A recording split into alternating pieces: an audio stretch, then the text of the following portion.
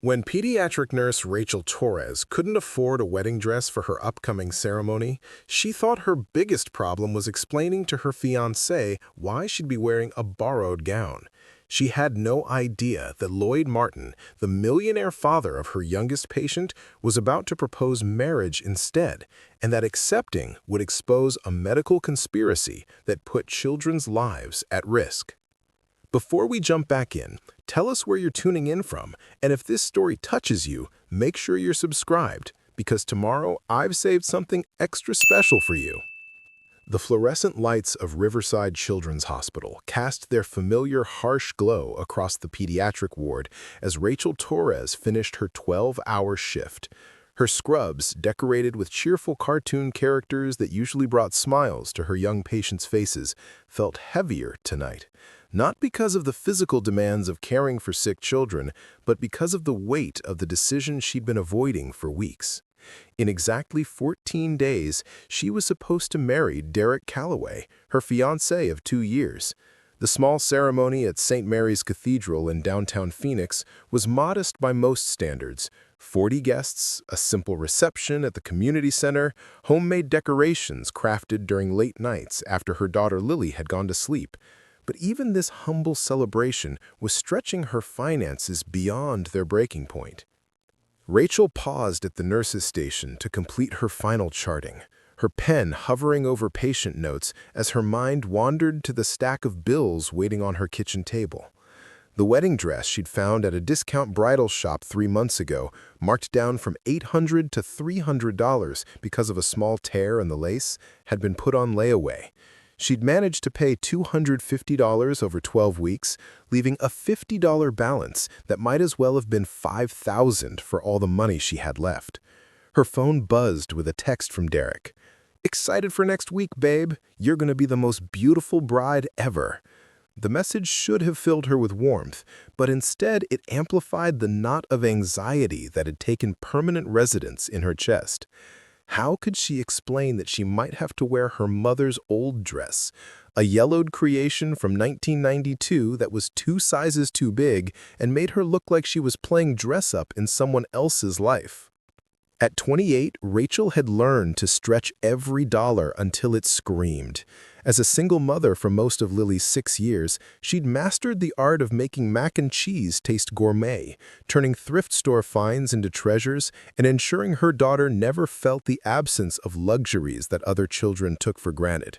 Her salary as a pediatric nurse at Riverside was decent, but after rent on their small apartment in Tempe, car payments on her 10-year-old Honda, childcare costs, and the everyday expenses of raising a bright, active first grader, there was rarely anything left for emergencies, let alone wedding dresses. Rachel understood her financial situation, or at least he claimed to. He was a good man, a high school teacher who coached soccer on weekends and had patience with both teenagers and 6-year-olds. He'd proposed on a beach in San Diego during their only vacation together, a weekend trip that had taken her 3 months to save for. The ring was modest but chosen with thought, and his promise to be a father to Lily had meant more to Rachel than any expensive gesture could have. But understanding her situation intellectually and living it daily were different things. Derek had never had to choose between paying the electric bill and buying new school shoes for his child. He'd never felt the particular shame of having a credit card declined at the grocery store while a line of people waited behind him. He loved her, she was certain of that, but love couldn't solve the mathematics of poverty that governed every decision she made. The irony wasn't lost on Rachel that she spent her days in one of Phoenix's most prestigious hospitals, caring for children whose parents arrived in luxury cars and wrote checks for treatments without blinking. She'd held the hands of worried mothers whose designer handbags cost more than Rachel made in a month, offering comfort and expertise while wearing scrubs she'd bought at a uniform outlet store. Room 314 had been her most challenging case this month. Tommy Martin had been admitted with severe asthma complications that hadn't responded to standard treatments. His father, Lloyd Martin, was a constant presence at his bedside, a tall, distinguished man in his early 40s whose expensive suits and quiet authority marked him as someone accustomed to having his problems solved efficiently. Rachel had noticed the way other staff members deferred to him, the way doctors spent extra time explaining Tommy's condition, the subtle shift in atmosphere whenever he was present. Lloyd Martin owned Martin Development Corporation, one of the largest commercial real estate companies in the Southwest. She'd seen his name in newspaper articles about downtown Phoenix revitalization projects and charity fundraisers where single tables cost more than her monthly salary. But in room 314, he was simply a frightened father watching his son struggle to breathe, asking the same desperate questions any parent would ask. Is he going to be okay? What else can we do? Rachel had been Tommy's primary nurse for 2 weeks, developing the kind of easy rapport with both father and son that made her job meaningful despite its challenges. Tommy was bright and funny, even when struggling with his breathing treatments. He'd shown her pictures he'd drawn of astronauts and dinosaurs, stories that revealed an imagination undaunted by his medical condition. Lloyd was polite but reserved, clearly a man unused to situations he couldn't control through wealth or influence. The breakthrough had come 3 days ago, when Rachel suggested a different positioning technique during Tommy's breathing treatments, something she'd learned from an older nurse, but that wasn't part of the standard protocol. The improvement had been dramatic and immediate. Tommy's breathing became easier, his oxygen levels stabilized, and for the first time since his admission, he'd slept through the night. "How did you know to try that?" Lloyd had asked her the next morning, his voice carrying a mix of gratitude and curiosity. "Sometimes experience teaches you things that textbooks don't," Rachel had replied, adjusting Tommy's pillow. "Every child responds differently. You learn to pay attention to the details." Lloyd had studied her face with the intensity of someone trying to solve a puzzle. "You care about him. Really care, not just professionally." "Of course I do. He's a wonderful boy." Not everyone sees that when they look at a sick child. Some people see a problem to solve or a paycheck to earn. You see Tommy. The conversation had stayed with Rachel as she'd gone about her other duties, partly because Lloyd Martin's recognition of her genuine care had felt like the kind of validation she rarely received, but mostly because there had been something else in his expression, a loneliness that expensive suits and corporate success couldn't mask. Now, finishing her shift and facing another sleepless night worrying about wedding expenses, Rachel gathered her things from her locker.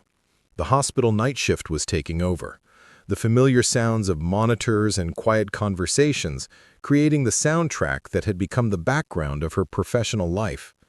In 14 hours, she'd be back for another shift, caring for other people's children, while wondering how she was going to provide the kind of wedding Lily had been excitedly talking about for months. Her daughter had already picked out her flower girl dress, a pink confection from Target that cost $37 and made Lily feel like a princess. Rachel had managed to save enough for that purchase, plus the small bouquet of daisies she'd ordered from a local florist. The photographer was a friend from nursing school who'd offered to shoot the ceremony for free as her wedding gift. The cake was being made by Derek's aunt, whose hobby baking had produced stunning results for family celebrations. Everything was coming together, except for the one thing that mattered most to Rachel: feeling beautiful on her wedding day. The borrowed dress option was her mother's well-intentioned suggestion, but wearing a gown that had been stored in an attic for 30 years felt like a surrender to circumstances rather than a celebration of love. As Rachel walked toward the parking garage, her phone buzzed again. This time it was a call from the bridal shop. "Miss Torres, this is Jennifer from Bella's Bridal. I'm calling about your layaway dress. The final payment was due yesterday and we haven't received it yet." Rachel's stomach dropped. "I know, I'm planning to come in this week with the payment." "I understand, but our policy requires final payment within 3 days of the due date. After that, I have to release the dress to other customers. I've had several people asking about it." "Please, just give me until Friday. I'll have the money by then." The lie came easily, born of desperation rather than deception. "I can hold it until Friday at 5 o'clock. After that, I'm sorry, but I'll have to put it back on the floor." The call ended, leaving Rachel standing alone in the parking garage, surrounded by cars that cost more than she made in a year, facing a deadline she had no way to meet. $50 might seem insignificant to the families whose children she cared for, but it represented an impossible gap between her current reality and her dreams. As Rachel drove home to her small apartment, Rachel allowed herself 5 minutes to imagine what it would feel like to have Lloyd Martin's resources. Not permanently, just long enough to pay for a wedding dress without choosing between that and groceries for the next week. Long enough to give Lily the kind of security that allowed children to focus on being children rather than worrying about whether mommy seemed sad about money again. But fantasies were luxuries she couldn't afford either. Tomorrow she'd figure out how to make $50 appear from an already empty budget, or she'd swallow her pride and ask to borrow her mother's dress. Either way, she'd find a way to marry Derek and build the stable family life that Lily deserved. What Rachel didn't know as she pulled into her apartment complex was that Lloyd Martin had spent the evening making inquiries about the exceptional nurse who had helped his son, and that the information he'd learned was going to change everything about her carefully planned future. Rachel Torres had just finished administering Tommy Martin's morning breathing treatment when Lloyd Martin appeared in the doorway of room 314, but this time he wasn't alone. A woman in an expensive cream-colored suit stood beside him, holding a leather portfolio and wearing the kind of confident expression that suggested she was accustomed to handling delicate situations.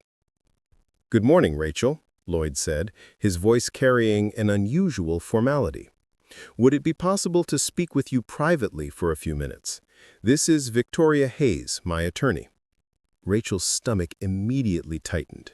In her 8 years as a pediatric nurse, conversations that began with attorneys never led to good news.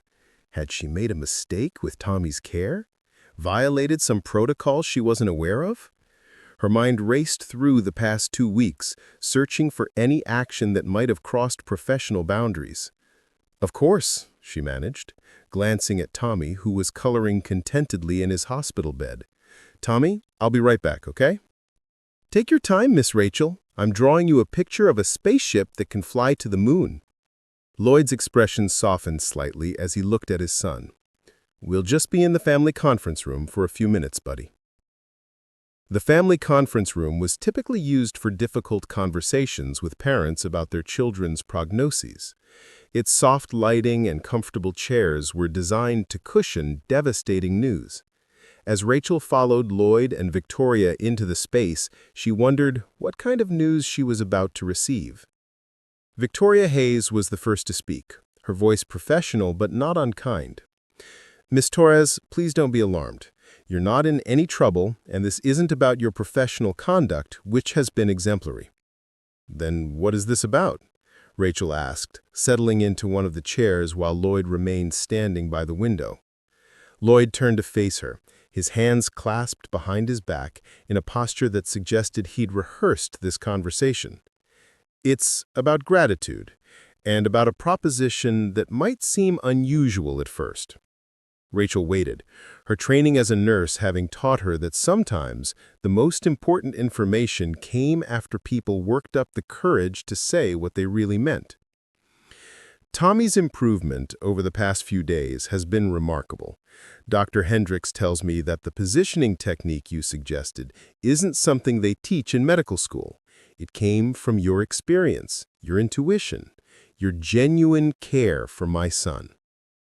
"I was just doing my job." "No, you were doing much more than that." Lloyd moved to sit across from her, his expression intense.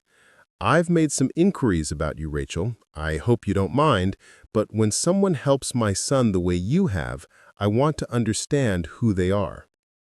Rachel felt a chill of unease. "What kind of inquiries?" Victoria opened her portfolio and withdrew a thin folder. Nothing invasive or inappropriate, just publicly available information about your background, your education, your professional history. What we found was impressive. I don't understand why my background would be relevant to Tommy's care. It's not about his care, Lloyd said quietly. It's about mine. The cryptic response hung in the air while Rachel tried to process what was happening. This felt like a job interview, but she already had a job. It felt like an evaluation, but she hadn't applied for anything. Mr. Martin, I appreciate whatever confidence you have in my abilities, but I'm not looking for a new position. I'm happy at Riverside. I'm not offering you a job. I'm offering you a marriage.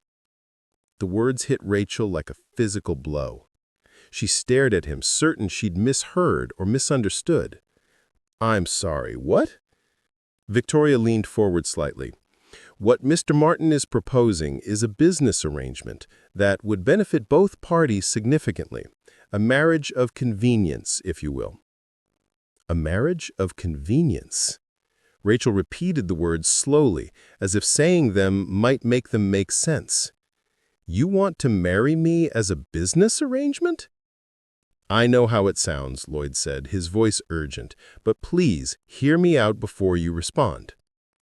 Rachel's mind reeled. 2 days ago, her biggest problem was finding $50 for a wedding dress. Now a millionaire was sitting in a hospital conference room proposing marriage to her like it was a corporate merger.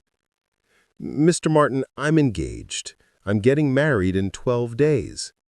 To Derek Calloway, a high school teacher in the Mesa School District. I know, and I know you're struggling financially to afford the wedding you want. Heat rose in Rachel's cheeks. The idea that her financial struggles were transparent enough for strangers to research felt like a violation of privacy she couldn't quite articulate. My personal finances are not your concern. They are if I can help with them, Lloyd said gently. Rachel, I'm not trying to insult you or take advantage of your situation. I'm trying to solve a problem that we both have.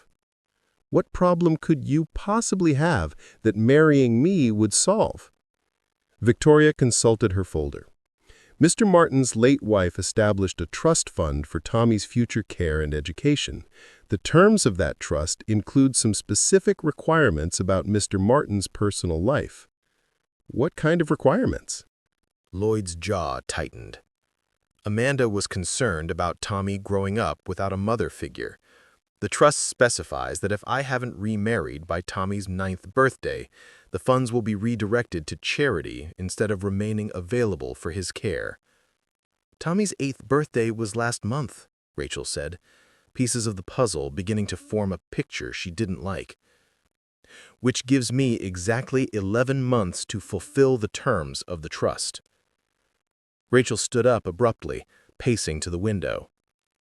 So you researched single mothers in financial distress and decided I'd be desperate enough to agree to a fake marriage for money? It's not fake, Lloyd said quietly. It would be a legal marriage with real benefits for both parties. Real benefits? Rachel's voice rose. You want to buy a wife to secure your son's inheritance. I want to provide security for my son, and for someone who has shown exceptional care for him, Lloyd corrected. Someone who has demonstrated the exact qualities Amanda hoped Tommy's stepmother would have. Victoria cleared her throat. Perhaps we should discuss the practical aspects of the arrangement. There are no practical aspects, Rachel said firmly, because there is no arrangement.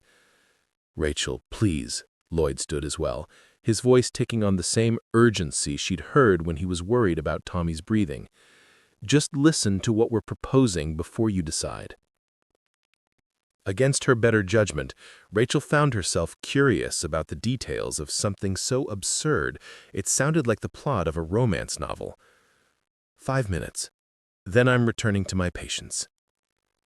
Victoria opened her folder again.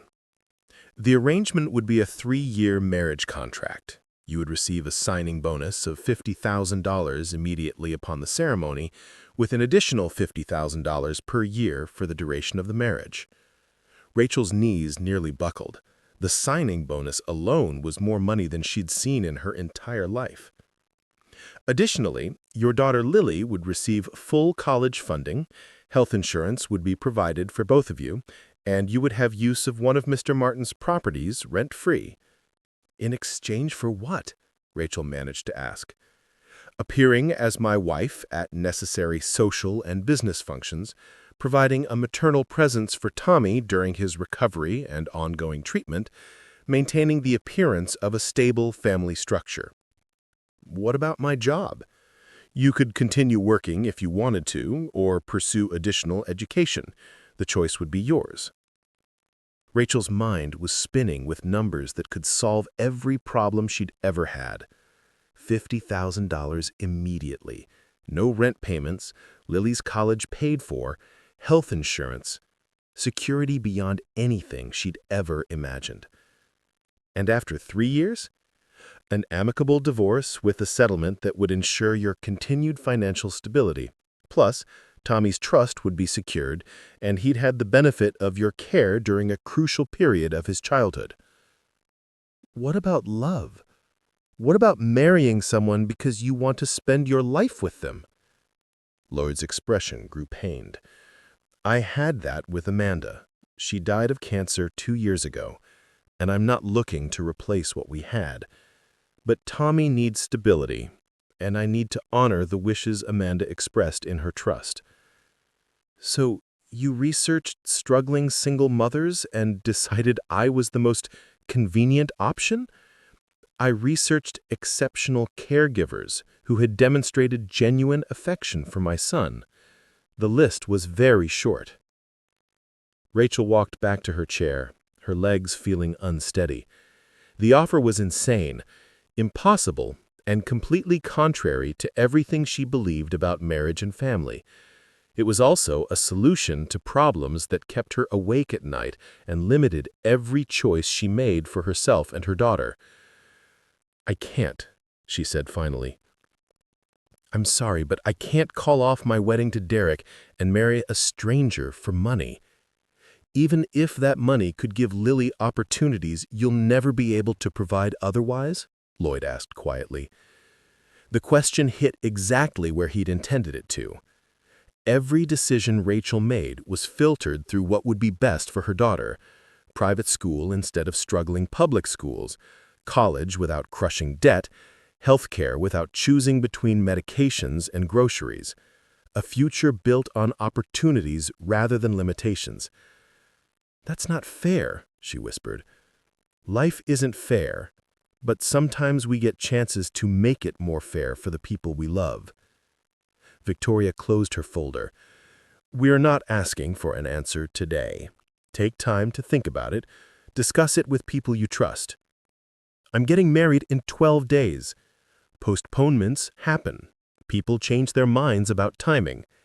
People don't call off weddings to marry millionaires they barely know. People make practical decisions about their children's futures all the time. This would just be a particularly significant one. As Rachel left the conference room, her mind churned with possibilities and fears in equal measure. The conversation had lasted exactly 15 minutes, but it had introduced variables into her life equation that changed everything about how she saw her future. Tommy looked up as she returned to his room. Miss Rachel, I finished your spaceship picture. See, it has special engines that run on kindness instead of fuel. She took the drawing, her hands trembling slightly. It's beautiful, Tommy. Kindness is the best kind of fuel. That's what my mom used to say before she got sick. Rachel met Lloyd's eyes as he returned to his son's bedside.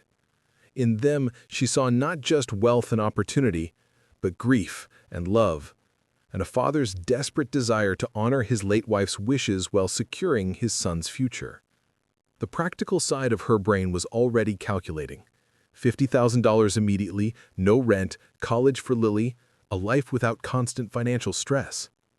The emotional side of her heart was breaking at the thought of calling Derek and explaining why their carefully planned future was suddenly in question. But the maternal instinct that governed every other decision whispered the question she couldn't ignore. What if this was Lily's chance for a life without the limitations that poverty imposed? As she went about her remaining duties for the shift, Rachel Torres faced the most impossible decision of her life. and she had less than 12 days to make it. Rachel had barely slept for 3 nights, Lloyd's proposition echoing in her mind every time she closed her eyes. The practical side of her brain kept calculating the numbers: $50,000 immediately, college for Lily, a life without constant financial stress. The emotional side kept replaying Derek's excited voice messages about their upcoming honeymoon plans and Lily's daily countdown to becoming a flower girl princess. On Thursday morning, she arrived at Riverside Children's Hospital to find an unexpected scene in the staff parking lot. 3 black SUVs with tinted windows were parked near the main entrance, and men in expensive suits were stationed at various points around the building's perimeter. The sight sent a chill through Rachel's chest. In her experience, this level of security usually meant either a celebrity patient or a situation serious enough to warrant federal involvement. "What's going on?" asked Janet Martinez, the charge nurse, as she clocked in for her shift.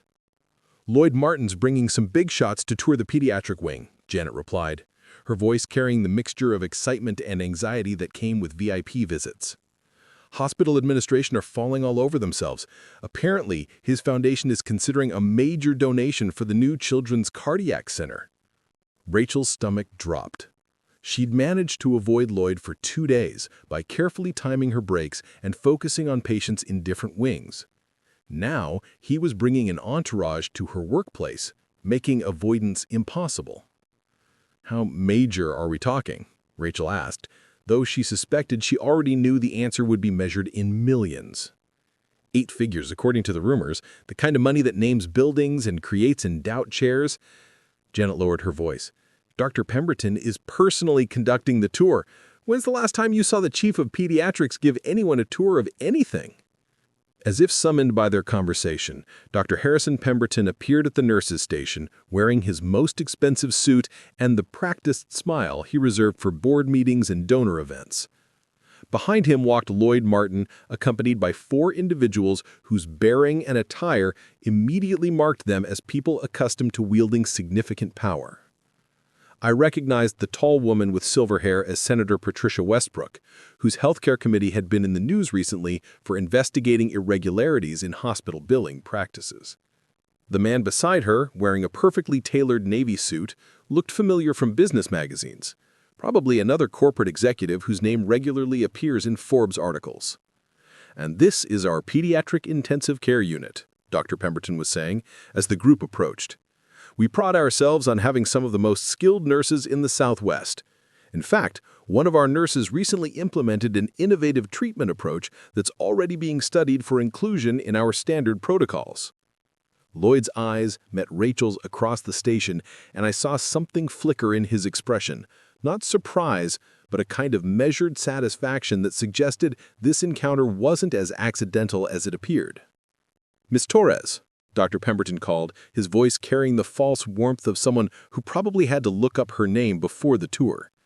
"Would you mind sharing with our visitors the technique you used with young Tommy Martin?" Rachel felt heat creep up her neck. Being put on display for Lloyd's benefit felt manipulative, but refusing would create questions she couldn't answer without revealing their previous conversation. "It wasn't really innovative. Just adjusting positioning during breathing treatments based on individual patient response. Sometimes small changes make big differences." Senator Westbrook stepped forward, her sharp eyes studying Rachel with the intensity of someone trained to evaluate people quickly and thoroughly. "How long have you been working in pediatric care, Miss Torres?" 8 years. Senator, 4 years at Phoenix General before coming to Riverside. "And you developed this technique through experience rather than formal training?" "Yes, ma'am. Working with children teaches you to pay attention to details that might not be obvious in textbooks." The third member of Lloyd's group, a man Rachel hadn't recognized, spoke up. "That kind of practical innovation is exactly what our industry needs more of. I'm Dr. Marcus Webb, Chief Medical Officer at Meridian Healthcare Solutions. We're always looking for nurses with your kind of initiative." The name Meridian Healthcare Solutions triggered a memory Rachel couldn't quite place, something she'd read recently about pharmaceutical companies and hospital partnerships. But before she could pursue the thought, Lloyd stepped forward. "Miss Torres has been exceptionally dedicated to Tommy's care," he said, his voice carrying subtle emphasis that made Rachel wonder how much of this conversation was planned. Her attention to detail and genuine concern for patient outcomes is exactly the kind of quality we hope to support through our foundation's work. Senator Westbrook consulted a tablet she'd been carrying. Speaking of outcomes, Dr. Pemberton, I'd like to discuss the pediatric mortality statistics we've been reviewing. There seem to be some interesting patterns in your respiratory care unit over the past 18 months. Dr. Pemberton's smile faltered slightly. I'm not sure what patterns you're referring to, Senator. Our outcomes have been consistently excellent. Have they? The senator's voice carried the kind of authority that came from years of congressional hearings. Because our preliminary review suggests some concerning trends, particularly related to treatment protocols for pediatric asthma and respiratory distress. Rachel felt a chill that had nothing to do with the hospital's air conditioning. The conversation was moving into territory that felt suddenly dangerous, though she couldn't identify exactly why. Dr. Marcus Webb stepped smoothly into the pause. Senator, I think you might be looking at data that reflects the natural challenges of treating increasingly complex pediatric cases. Meridian has been working with hospitals throughout the region to improve respiratory care protocols, and we've seen remarkable improvements where our recommended treatments have been implemented. Recommended treatments? Rachel found herself speaking before she'd consciously decided to join the conversation. Are you talking about the new medication protocols that were introduced last year? The group's attention focused on her with an intensity that made her immediately regret speaking. Dr. Webb's expression shifted from professional pleasantness to something more calculating. Are you familiar with our respiratory care initiative, Ms. Torres? Only peripherally. I know that there were some changes to standard treatments for pediatric asthma patients, new medications, different dosage protocols. And have you noticed improvements in patient outcomes since those changes were implemented? Senator Westbrook asked, her pen poised over her tablet. Rachel hesitated. The truth was, she had noticed patterns, not improvements, but subtle changes that had bothered her without her being able to articulate exactly why. Longer recovery times for some patients, side effects that didn't match what she'd been trained to expect, children who seemed to develop complications that required extended stays and more expensive treatments. Some patients have responded well, she said carefully. Others have had different experiences. Dr. Pemberton stepped forward quickly. Ms. Torres, I'm sure our guests don't need to hear about isolated cases that might not reflect overall trends. But Senator Westbrook held up a hand to silence him. Actually, isolated cases are often the most revealing. Ms. Torres, would you be willing to discuss your observations in more detail, perhaps in a more private setting? Lloyd's expression had grown unreadable, but Rachel caught him exchanging a meaningful look with Dr. Webb that seemed to carry layers of communication she wasn't privy to. I'm not sure that would be appropriate, Dr. Pemberton interjected. Ms. Torres's observations, while valuable, would need to be reviewed in proper context before any conclusions. Dr. Pemberton, the senator's voice carried a sharp edge. Are you suggesting that a nurse with 8 years of pediatric experience isn't qualified to discuss patient care patterns she's observed directly? The tension in the group was becoming palpable. Rachel felt caught in the middle of something much larger than a hospital tour, something that involved regulatory oversight and corporate interests and political maneuvering she didn't understand. Of course not, Dr. Pemberton backtracked. I simply meant that any discussion of treatment outcomes should involve the full medical team and appropriate documentation. Documentation that I assume exists and would be available for review. Senator Westbrook's tone made this clear. This wasn't really a question. Dr. Webb stepped forward again. Senator, I think we might be getting ahead of ourselves. The protocols Meridian has developed have been rigorously tested and approved through all appropriate channels. Any unusual outcomes would be documented and reported according to standard procedures. Standard procedures that apparently don't include listening to the observations of frontline healthcare workers, Senator Westbrook replied dryly. Rachel realized that she had inadvertently stepped into the middle of what appeared to be an ongoing investigation. Senator Westbrook wasn't here for a friendly donor tour. She was conducting some kind of inquiry into treatment protocols and patient outcomes. Lloyd's donation tour was providing cover for a regulatory investigation that involved Meridian Healthcare Solutions and possibly Riverside Hospital itself. The revelation shifted her perception of everything that had happened over the past few days. Lloyd's interest in her wasn't just about her care for Tommy or her potential as a convenient wife. She was a nurse who observed patterns that might be relevant to whatever Senator Westbrook was investigating. "Miss Torres," Lloyd said quietly, "I know you're scheduled to finish your shift soon. Perhaps we could continue our previous conversation over dinner tonight. I think there are aspects of my proposal that might be more relevant than either of us initially realized." The offer hung in the air, heavy with implications Rachel was only beginning to understand. Dr. Pemberton looked confused by the reference to a previous conversation. Dr. Webb's expression had sharpened with what might have been concern or calculation.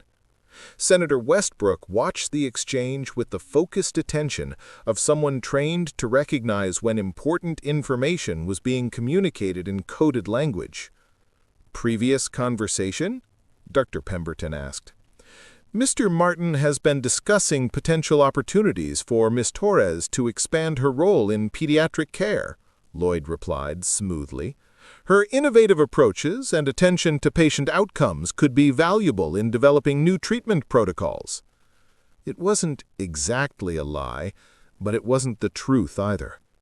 Rachel found herself nodding agreement to something she didn't fully understand, committed to a dinner conversation that might determine not just her future with Lloyd, but her role in whatever investigation Senator Westbrook was conducting. As the tour group moved on to other areas of the hospital, Janet grabbed Rachel's arm.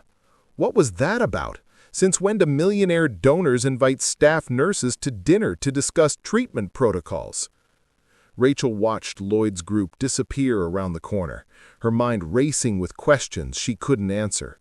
Since when did hospital donation tours include senators investigating treatment outcomes?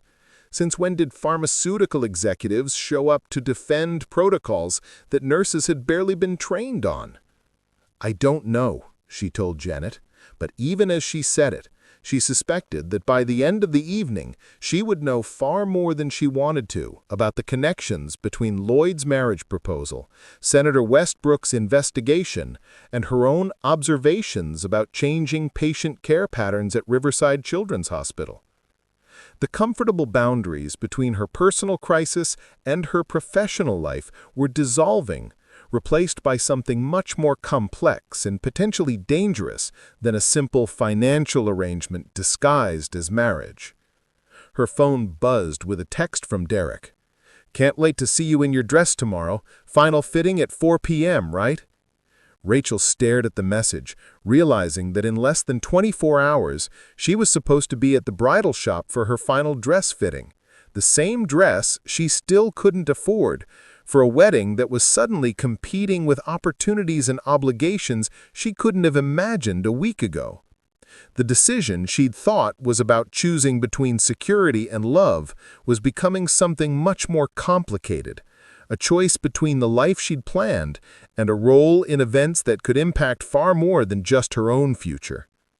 The dinner invitation from Lloyd had specified Meridian Country Club, an exclusive establishment in Paradise Valley where annual memberships cost more than Rachel's yearly salary. As she pulled her 10-year-old Honda into the valet area, surrounded by Bentleys and Teslas, she felt the familiar weight of being profoundly out of place in a world of casual luxury. Lloyd was waiting for her in the club's oak-paneled library, a whiskey neat in his hand and an expression that was far more troubled than she'd seen during their previous interactions. He stood as she approached, his usual polished demeanor replaced by something that looked almost vulnerable. "Thank you for coming," he said, gesturing to the leather chair across from his. "I wasn't sure you would." "To be honest, I wasn't sure either, But after this morning's hospital tour, I have questions that didn't exist 3 days ago." Lloyd was quiet for a moment, swirling the whiskey in his glass. When he finally looked up, his eyes held the kind of weariness that came from carrying burdens too heavy to share. "The marriage proposal I made. It wasn't entirely honest about my motivations." Rachel's stomach tightened. "What do you mean?" "The trust fund for Tommy is real. The requirement that I remarry is real. But my interest in you specifically goes beyond your care for my son, or your suitability as a convenient wife." She waited, sensing that whatever Lloyd was about to reveal would fundamentally change her understanding of everything that had happened since their first conversation.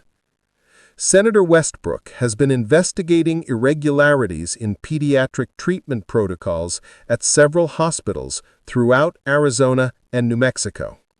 Hospitals that have partnerships with Meridian Healthcare Solutions. The pharmaceutical company Dr. Webb represents? Among other things, yes. Meridian is more than a pharmaceutical company, Rachel. They're a healthcare conglomerate that specializes in creating integrated care systems.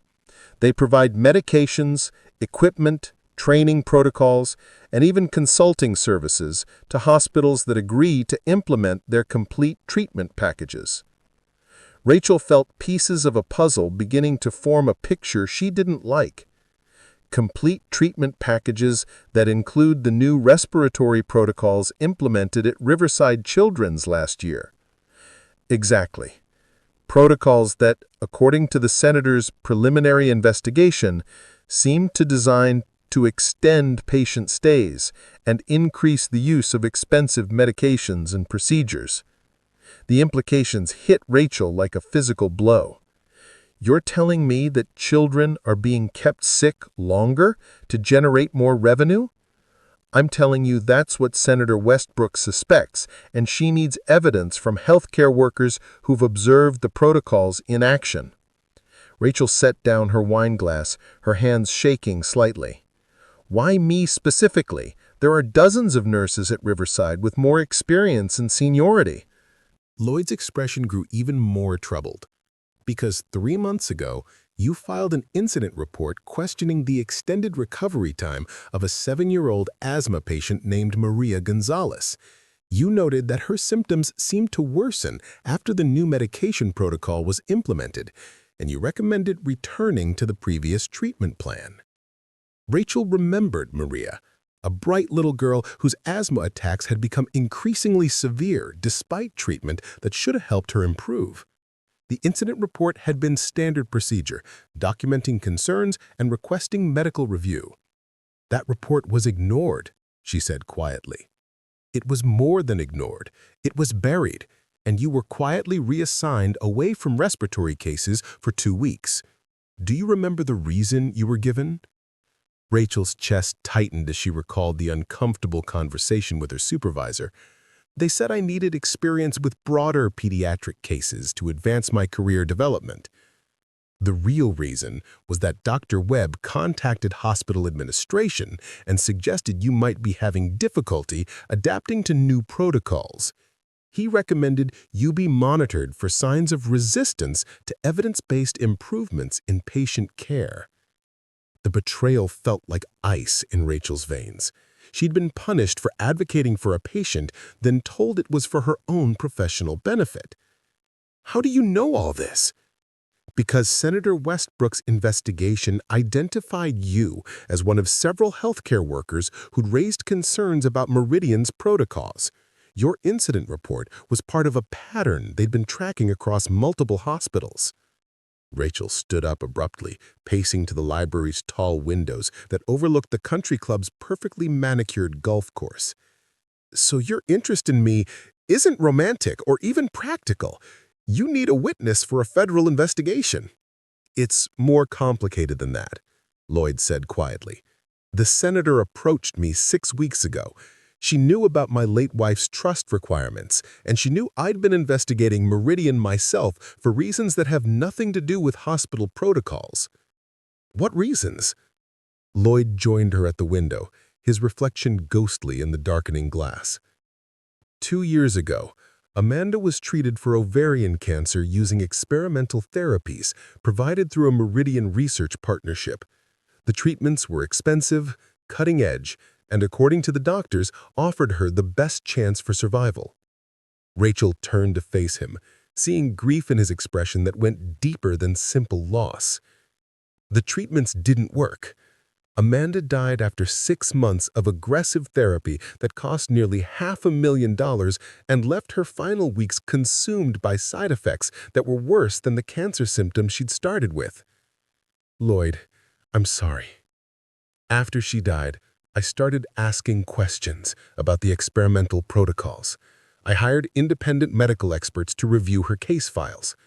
What I found was that the treatment she'd received had shown marginal effectiveness in previous trials, but Meridian had designed the research study to maximize revenue rather than patient outcomes.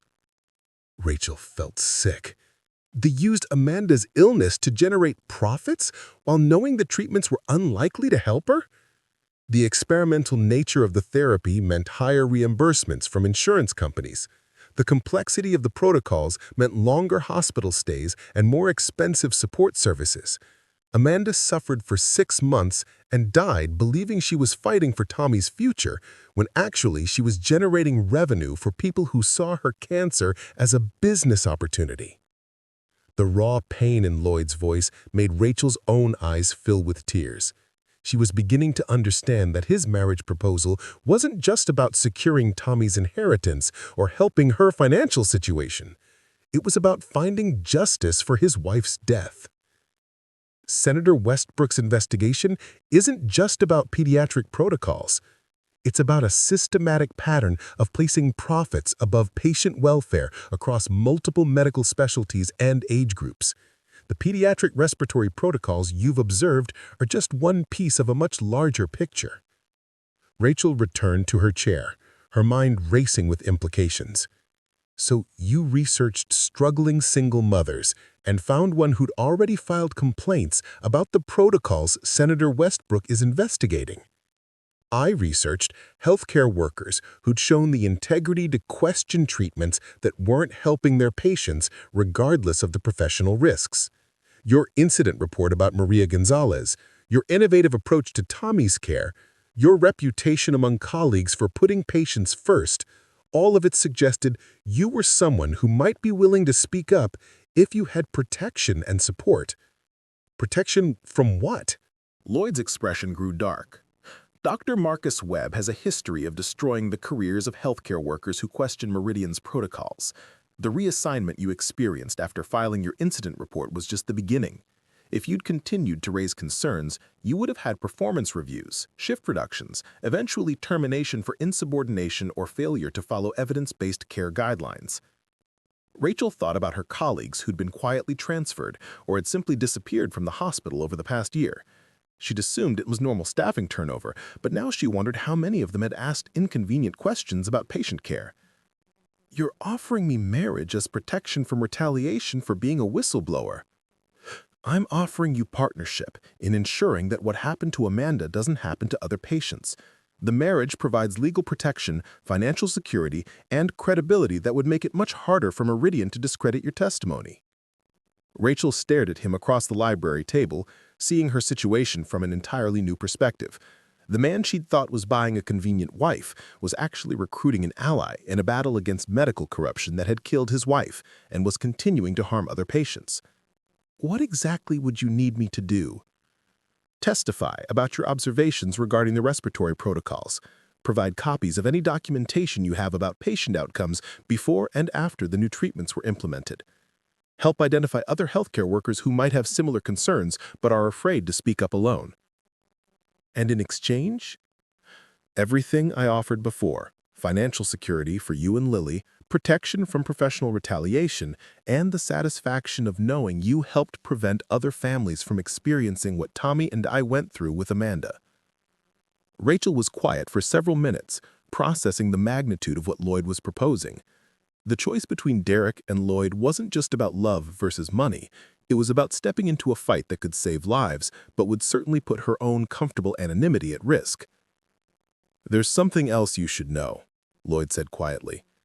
"Dr. Webb knows that Senator Westbrook spoke with you today. He's already contacted Dr. Pemberton about your employment status." A chill ran down Rachel's spine. "What kind of contact?" "The kind that suggests you might not have a job at Riverside much longer unless you have protection that makes firing you more trouble than it's worth." Rachel's phone buzzed with a text message from Derek. "Tried calling, but it went straight to voicemail. Hope everything's okay. Love you."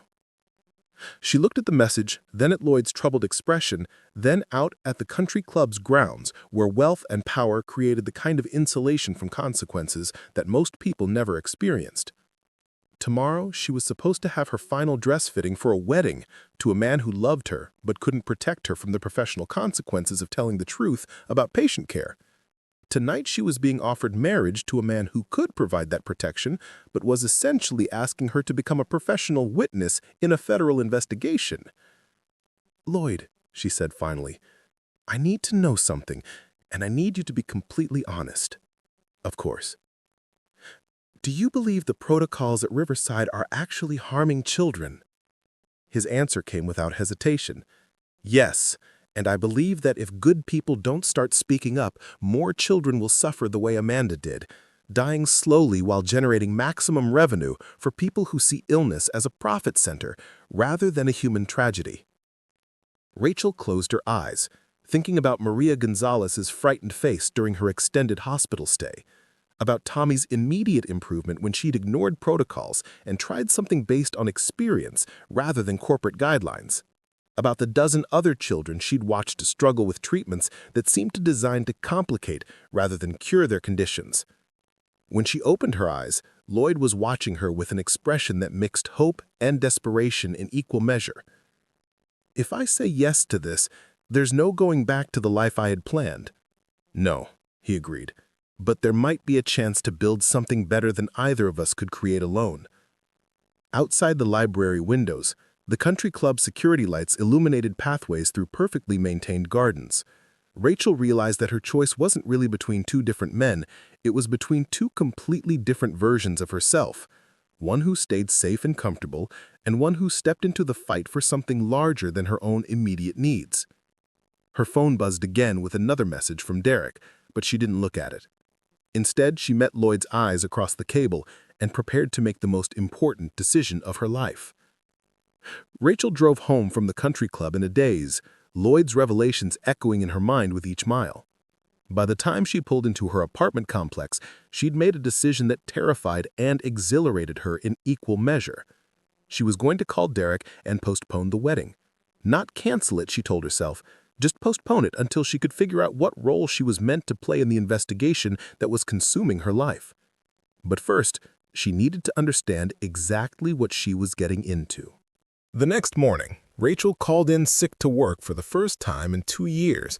Instead of reporting to Riverside, she drove to the Phoenix Public Library's main branch and requested access to their computer databases and medical journal collections.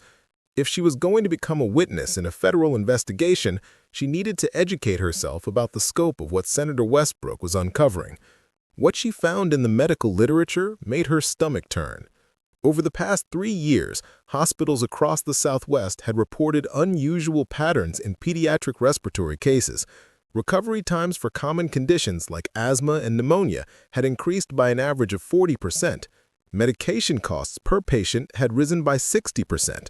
Readmission rates had climbed steadily, suggesting that children were being discharged before full recovery, only to return with complications that required more expensive treatments. The pattern was subtle enough that individual healthcare workers might notice something was off with specific patients, but comprehensive enough that the overall impact represented millions of dollars in additional healthcare spending, money that came primarily from insurance companies and government programs designed to ensure children received necessary medical care. Rachel cross-referenced the hospitals showing these patterns with Meridian Healthcare Solutions' client list. The correlation was nearly perfect. Hospitals using Meridian's integrated treatment protocols were consistently showing longer stays, higher costs, and worse outcomes for pediatric respiratory patients. But the most disturbing discovery came when she searched for research studies supporting Meridian's treatment protocols. The studies existed, published in respectable medical journals with impressive-sounding titles. However, when Rachel dug deeper into the methodology and funding sources, she found a web of interconnected relationships that called the research integrity into question. The studies had been conducted at hospitals that received significant funding from Meridian. The lead researchers had financial relationships with the company through consulting agreements and speaking fees. The patient populations studied were carefully selected to exclude cases that might show poor outcomes. Follow-up periods were limited to time frames that wouldn't capture longer-term complications. It was sophisticated medical fraud, designed to create the appearance of evidence-based care while actually implementing protocols that prioritized revenue generation over patient welfare. Rachel's phone rang, interrupting her research.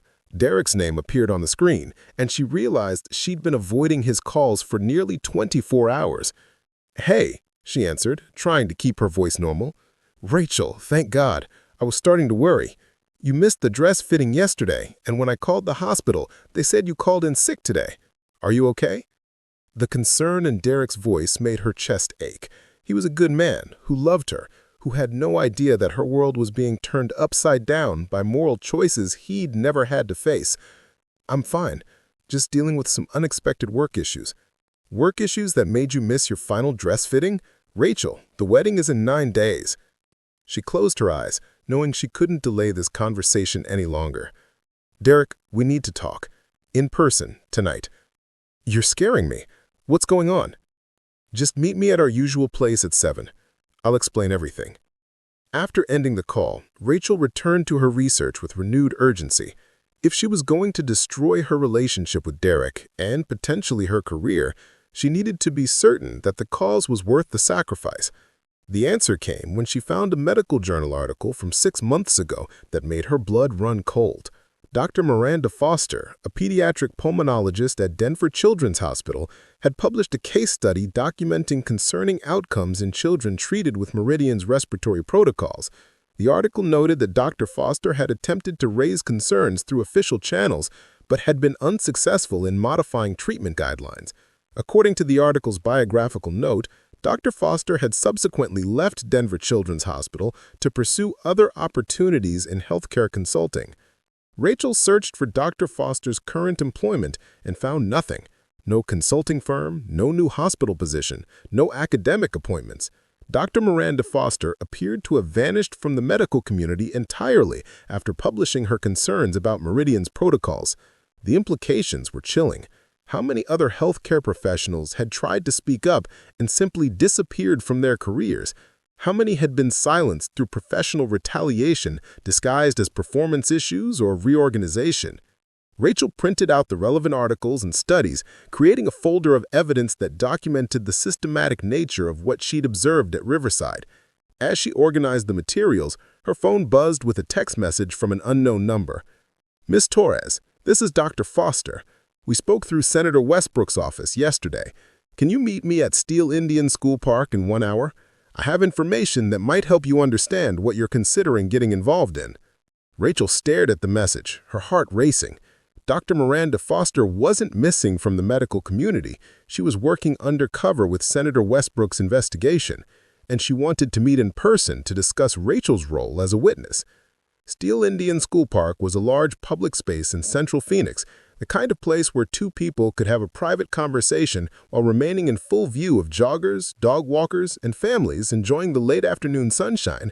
Rachel found Dr. Foster sitting on a bench near the lake, a woman in her 50s with prematurely gray hair and the kind of tired eyes that came from fighting battles most people never knew were being fought. "Thank you for meeting me," Dr. Foster said as Rachel approached. "I know this must be overwhelming." "Are you really working with Senator Westbrook?" "I'm working with several federal agencies that are investigating healthcare fraud. Senator Westbrook's committee is just the most visible part of a larger effort to document and prosecute medical corruption." Dr. Foster opened a briefcase and withdrew a thick folder. "I want to show you something that might help you understand why your testimony is so important."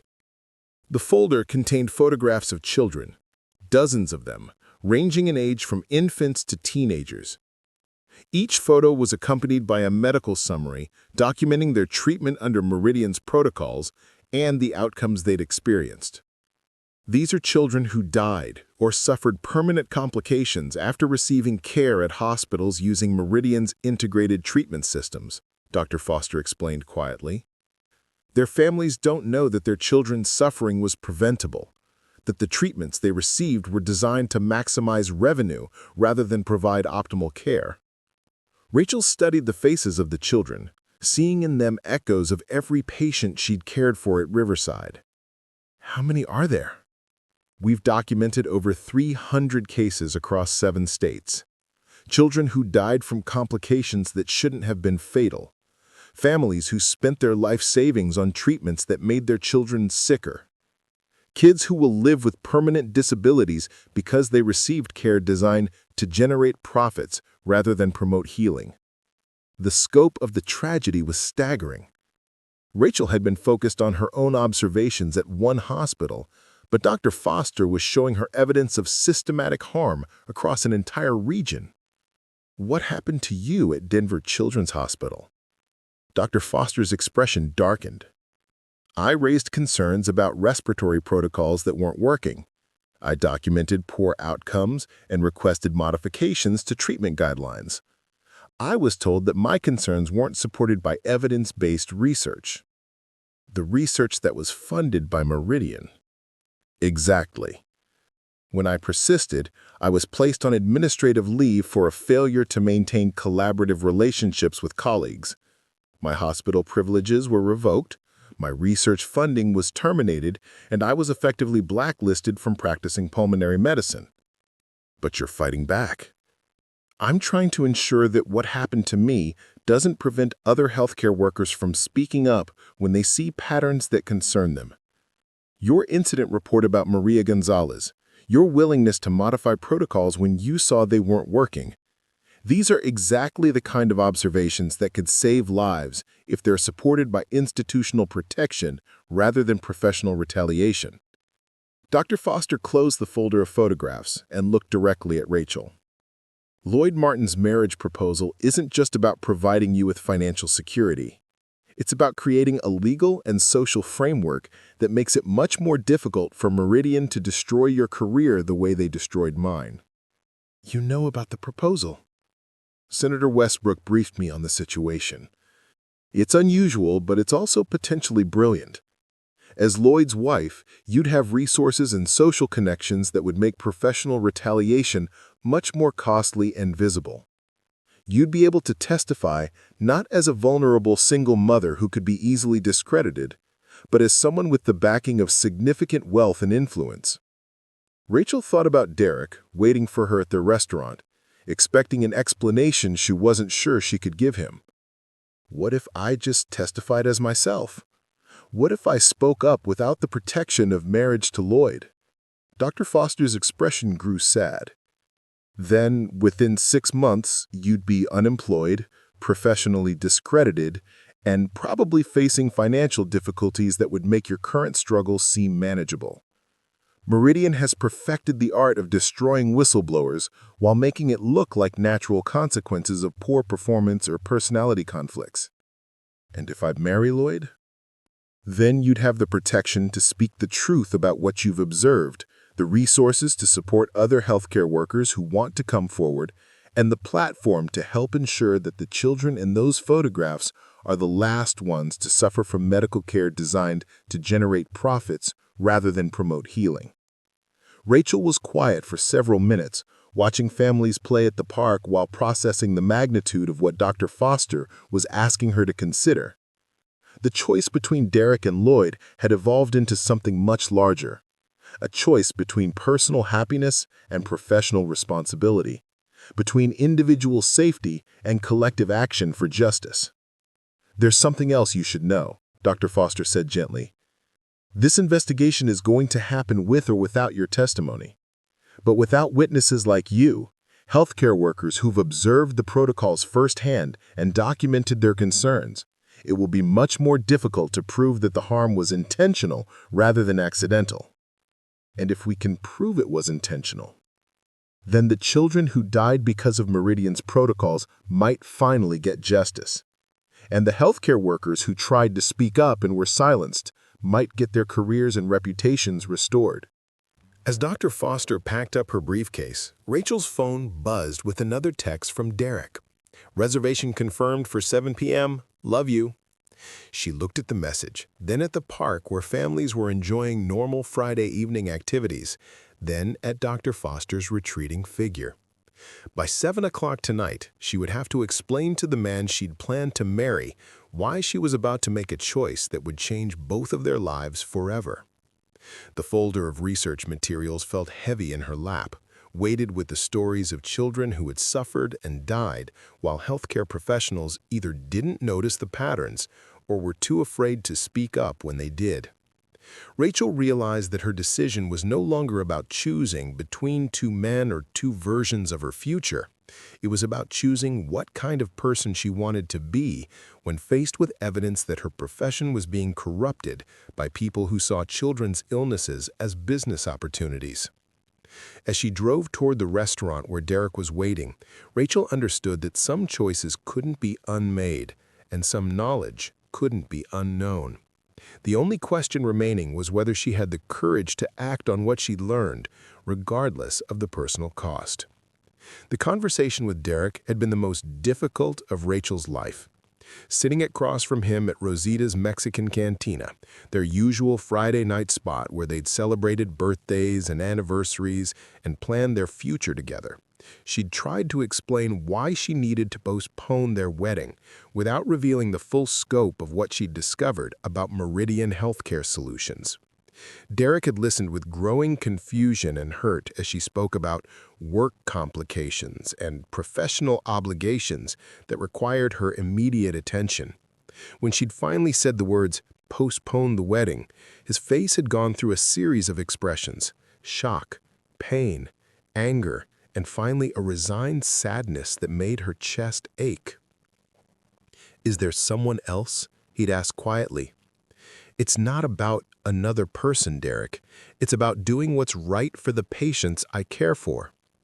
"What could be more right than marrying someone who loves you and wants to build a life with you?" She hadn't been able to answer that question in a way that made sense to either of them. How could she explain that loving him wasn't enough to justify staying silent about medical fraud that was harming children? How could she make him understand that sometimes doing the right thing required sacrificing everything you'd planned for your personal happiness? Now, 24 hours later, Rachel stood outside the Riverside Children's Hospital administrative offices at 6 o'clock on Saturday morning, using her employee keycard to access areas that would normally be bustling with staff. She had approximately 2 hours before the skeleton weekend crew arrived, 2 hours to find the documentation that would either support or disprove the allegations against Meridian Healthcare Solutions. Dr. Foster had been explicit about what Rachel needed to look for: patient records showing patterns of extended stays and unexpected complications following the implementation of Meridian's protocols, internal communications about the partnership agreement between Riverside and Meridian, and any documentation of concerns raised by healthcare workers that had been dismissed or ignored. The medical records department was located on the second floor of the hospital, behind security doors that required both keycard access and biometric scanning. Rachel's access level as a pediatric nurse allowed her into the general filing areas, but the administrative files she needed were stored in a separate section with more restricted access. She started with what she could access legally: patient outcome data from the pediatric respiratory unit covering the 18 months since Meridian's protocols had been implemented. The information was stored in digital format, but Rachel knew that backup paper records were maintained for regulatory compliance purposes. What she found in the paper files made her hands shake. Before Meridian's protocols were implemented, the average length of stay for pediatric asthma patients at Riverside had been 2.3 days. Post-implementation, the average had increased to 3.7 days. Readmission rates within 30 days had nearly doubled. Medication costs per patient had increased by 78%. But the most damning evidence came from incident reports filed by nursing staff, reports that had been filed but never acted upon.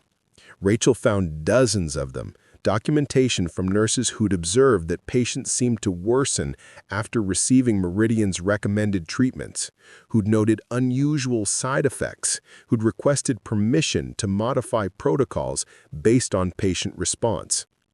Every single incident report had been reviewed by Dr. Pemberton and marked "No action required," protocols based on current evidence-based research. Rachel photographed each report with her phone, creating a digital record of the systematic dismissal of frontline healthcare workers' concerns.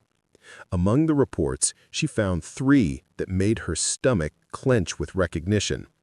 The first was her own report about Maria Gonzalez, the 7-year-old whose condition had worsened under Meridian's protocols. The second was from Janet Martinez, the charge nurse, documenting concerns about increased medication errors since the new protocols required more complex dosing schedules. The third was from Lisa Chen, a respiratory therapist who noted that children seemed to have more difficulty breathing during treatments that were supposed to improve their respiratory function. All 3 women had been quietly reassigned or had their schedules modified following their reports. All 3 had been told the changes were for professional development opportunities or cross-training initiatives. Rachel was photographing Lisa's report when she heard voices in the corridor outside the records room. Her heart hammering, she quickly closed the files and moved to a computer terminal where she could legitimately be working on patient documentation if anyone found her. "I don't care what Senator Westbrook thinks she's investigating," a man's voice was saying as footsteps approached the records room door. "Our protocols are based on the most current research available, and our outcomes speak for themselves." Rachel recognized Dr. Pemberton's voice, accompanied by someone whose footsteps clicked with the precision of expensive dress shoes on linoleum floors. "The outcomes do speak for themselves, Harrison," a second voice replied. "Revenue is up 43% in the pediatric unit since implementation. Patient satisfaction scores are within acceptable ranges. From Meridian's perspective, this partnership has been extremely successful." Rachel realized the second speaker must be Dr. Marcus Webb, the chief medical officer from Meridian, who'd been part of Lloyd's hospital tour. They were having a private conversation in the administrative offices on a Saturday morning, which suggested they were discussing matters they preferred to keep away from normal business hours and potential witnesses. "What concerns me," Dr. Pemberton continued, "is this Torres nurse. She's been asking questions, filing reports, and now she's apparently caught the attention of federal investigators." "Miss Torres won't be a problem much longer," Dr. Webb replied with chilling confidence. "I've already initiated the process to have her employment terminated for failure to adapt to evidence-based protocols. Her personnel file will show a pattern of resistance to professional development and inability to work collaboratively with medical staff." Rachel felt ice in her veins.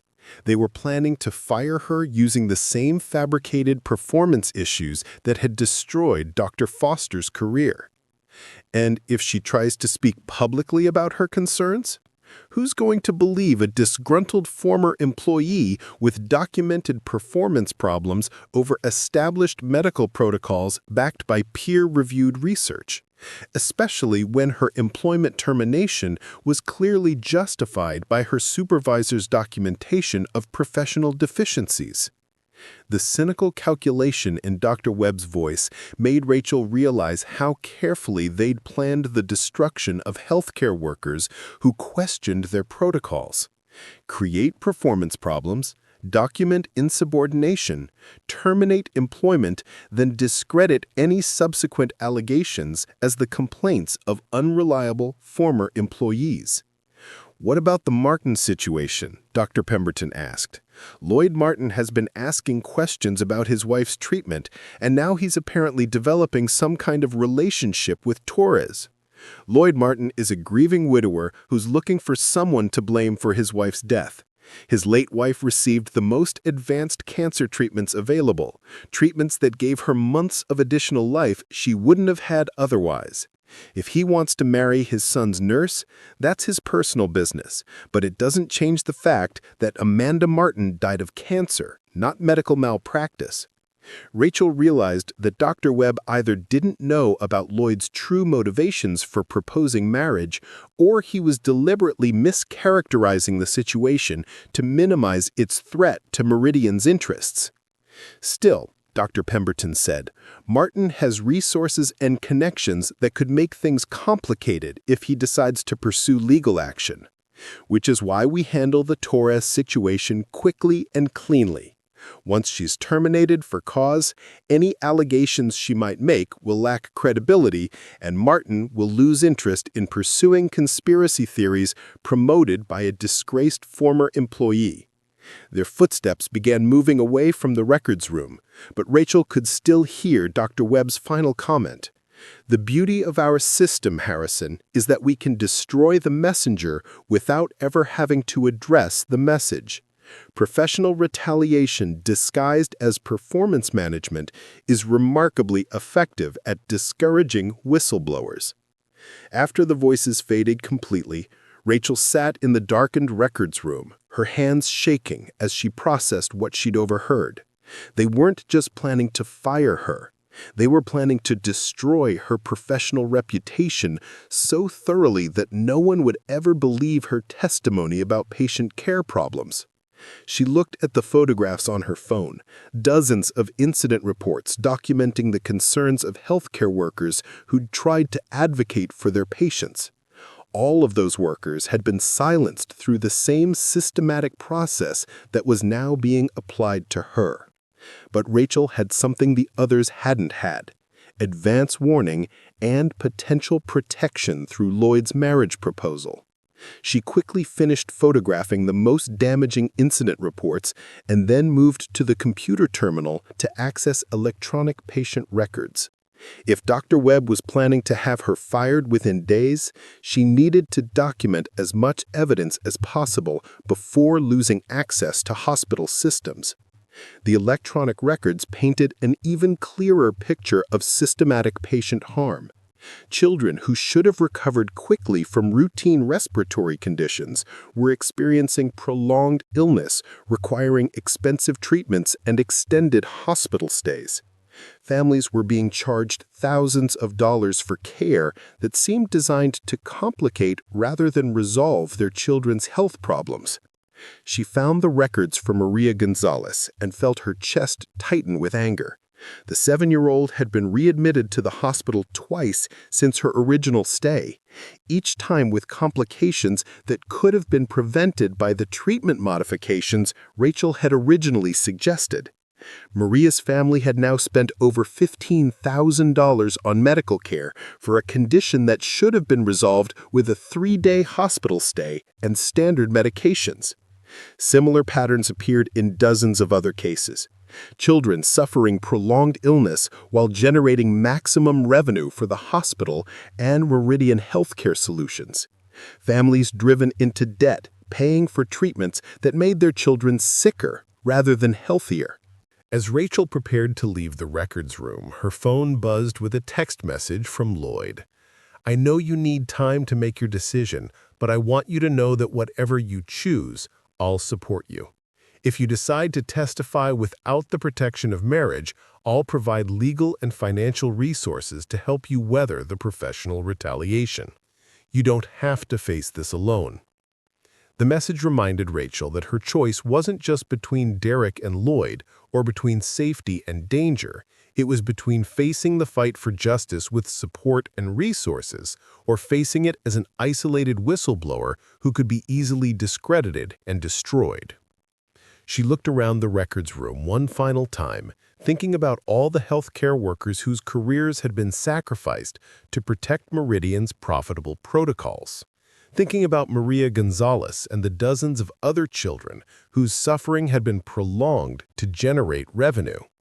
Thinking about Amanda Martin, who died believing she was fighting for her son's future, while actually generating profits for people who saw her cancer as a business opportunity.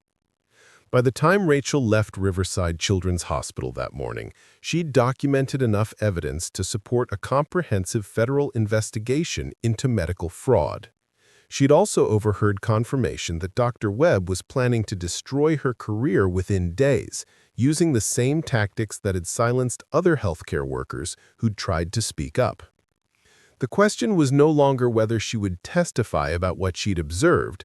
The question was whether she would face the inevitable retaliation with protection and support, or as a vulnerable single mother who could be easily discredited by people with unlimited resources and no moral constraints. As she drove home to her daughter, who was spending the weekend with Rachel's mother while believing that Mommy was preparing for a wedding that might never happen, Rachel realized that some decisions couldn't be delayed any longer. She had evidence that could save children's lives and send corrupt officials to prison.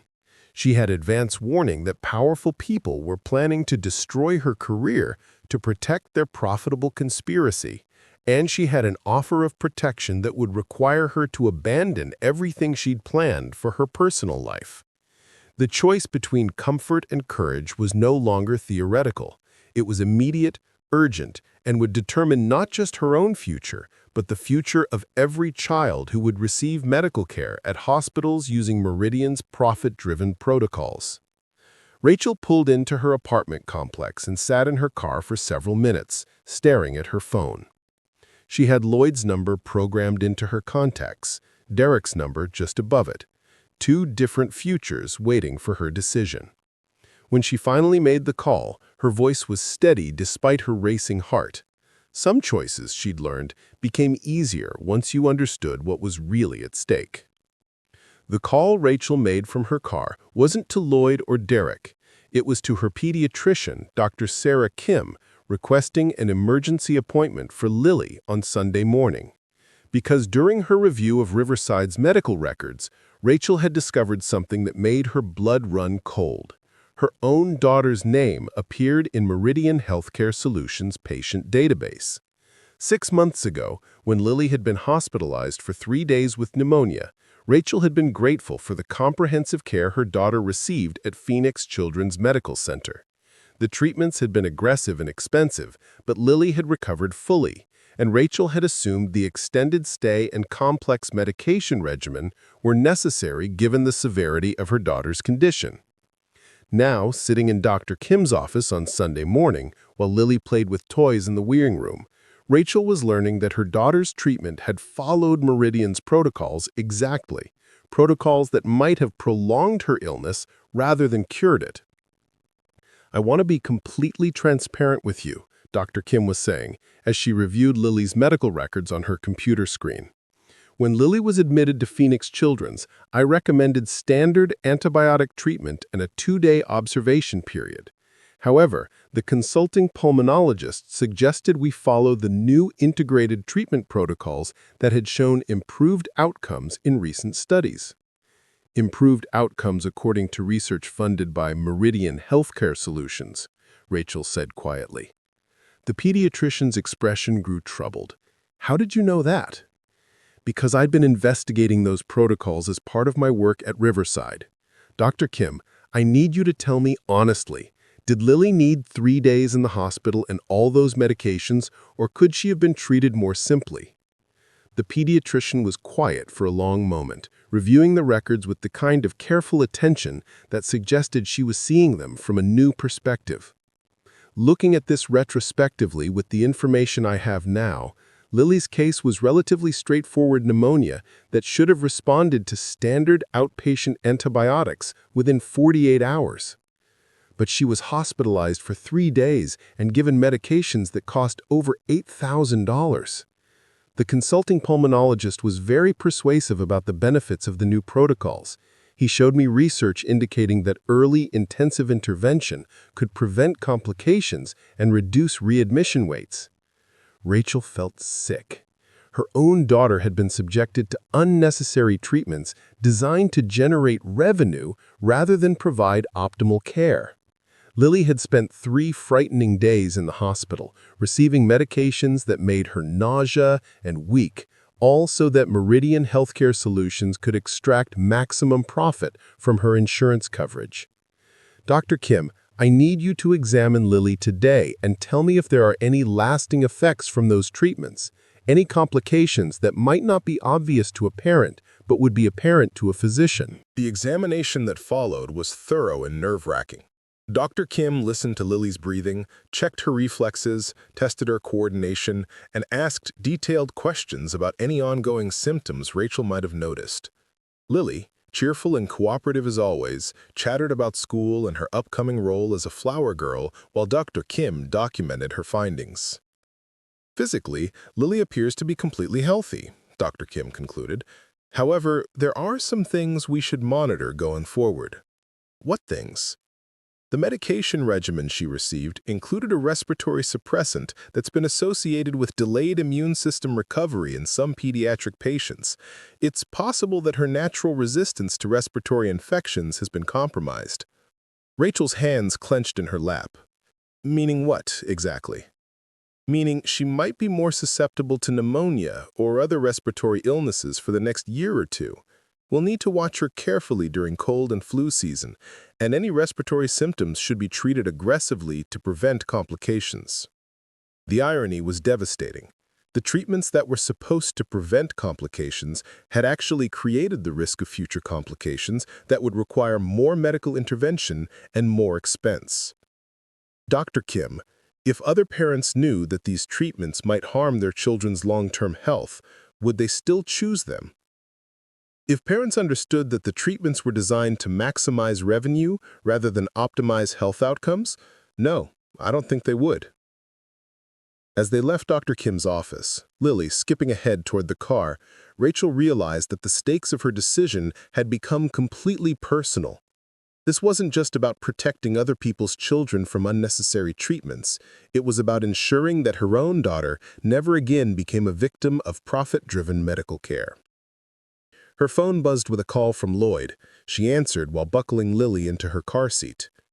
Rachel, I know you need time to make your decision, but there's something I need to tell you about tomorrow. What about tomorrow? Dr. Webb has scheduled a meeting with Dr. Pemberton and the hospital's chief of staff for first thing Monday morning. According to my source, they're planning to terminate your employment effective immediately. Rachel's stomach dropped. How do you know this? Because Senator Westbrook has people monitoring communications between Meridian and their partner hospitals. The meeting is ostensibly about staffing optimization, but the agenda specifically mentions reviewing problem employees who've shown resistance to evidence-based protocols. I have to work tomorrow. If I don't show up, it'll give them cause to fire me for abandonment. If you do show up, they'll fire you anyway, but they'll have the opportunity to control the narrative about why you're being terminated. Rachel thought about the evidence she'd collected, the incident reports documenting other healthcare workers' concerns, the conversation she'd overheard between Dr. Pemberton and Dr. Webb. All of that information would become meaningless if she was fired for cause and discredited as a disgruntled employee. Lloyd, if I say yes to your proposal, how quickly can we make it legal? We can be married by a judge as early as this afternoon. Victoria has already prepared the paperwork. The speed with which he'd arranged everything should have alarmed her, but instead, Rachel felt relieved that someone was prepared to act decisively in a situation that required immediate action.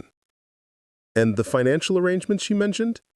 The $50,000 signing bonus would be transferred to your account within hours of the ceremony. College fund for Lily would be established the same day. You and Lily would move into one of my properties immediately, ensuring you have housing security regardless of what happens with your employment situation. Lily was singing to herself in the back seat, practicing the song she'd planned to perform at Rachel's wedding to Derek. The sweet, innocent sound made Rachel's chest ache with the recognition that her choices over the next few hours would determine not just her own future, but her daughter's safety and security. Rachel, Lloyd continued, I want you to know that even if you decide not to marry me, I'll still provide legal and financial support for your testimony. But as my wife, you'd have protections that would make it much more difficult for Meridian to retaliate against you or threaten your daughter's well-being." The mention of threats to Lily's well-being made Rachel's blood run cold. What kind of threats? The kind that people with unlimited resources and no moral constraints make when their profitable schemes are threatened by inconvenient witnesses. Rachel, these people have already demonstrated their willingness to harm children for profit. Do you really think they'd hesitate to find ways to make your life difficult if you threaten their revenue streams? Rachel thought about the description Dr. Foster had given about healthcare workers who had simply vanished from the medical community after raising concerns about Meridian's protocols. How many of them had been threatened? How many had been forced to relocate or change careers to protect their families from retaliation? "I need to talk to Derek," she said finally. "I owe him an explanation, even if I can't tell him everything." "Of course. But Rachel, the meeting to terminate your employment is scheduled for 8 a.m. tomorrow. If you're going to accept protection through marriage, we need to act today." After ending the call, Rachel drove to Derek's apartment, her mind churning with the decision she knew she'd already made. The conversation with Dr. Kim had crystallized something that had been building since her first meeting with Lloyd. This wasn't just about doing what was right for abstract principles of justice. It was about protecting her daughter and other children from medical care designed to exploit their illnesses for financial gain. Derek answered his door wearing the casual clothes he preferred for Sunday afternoons, his expression mixing hope and apprehension as she saw her standing in his hallway. "Rachel, I'm so glad you came. I've been thinking about our conversation, and I want you to know that whatever work issues you're dealing with, we can figure it out together. We don't have to postpone the wedding. We can—" "Derek, I can't marry you." The words came out more abruptly than she'd intended, but she realized there was no gentle way to deliver information that would shatter someone's dreams of the future. "What do you mean you can't marry me?" She'd practiced this conversation during the drive to his apartment, but now, looking at his confused and hurt expression, she found herself struggling to explain her decision in terms that wouldn't reveal the federal investigation or her agreement to marry Lloyd. "There are things happening at work that require me to make choices I never expected to have to make, professional obligations that will change my life in ways that wouldn't be fair to you." "Professional obligations that are more important than our relationship?" "Derek, do you remember why you became a teacher?" The question seemed to confuse him. "What does that have to do with anything?" "Answer me. Why did you choose to spend your career working with teenagers who are difficult and underpaid?" "Because I wanted to make a difference. Because education matters, and kids deserve teachers who care more than just collecting paychecks." "And if you discovered that your school district was implementing policies that harmed students for financial reasons, what would you do?" Derek was quiet for a moment, beginning to understand the parallel she was drawing. "I'd speak up. I'd try to change the policies." "Even if speaking up meant losing your job? Even if it meant being blacklisted from teaching? Even if it meant giving up our plans for the future?" His expression grew pained as he realized what she was telling him. "Rachel, what have you discovered?" She wanted to tell him everything about Meridian's protocols, about the children who'd suffered and died, about her daughter's unnecessary treatments, about the federal investigation that needed her testimony. But revealing those details would put him at risk and compromise Senator Westbrook's ongoing investigation. "I've discovered that sometimes doing the right thing costs everything you thought you wanted for your personal life." Derek sat down heavily on his couch, his head in his hands. "So you're choosing your job over our relationship?" "I'm choosing to protect children over my own comfort and happiness." He looked up at her, and she could see him processing the implications of what she'd said.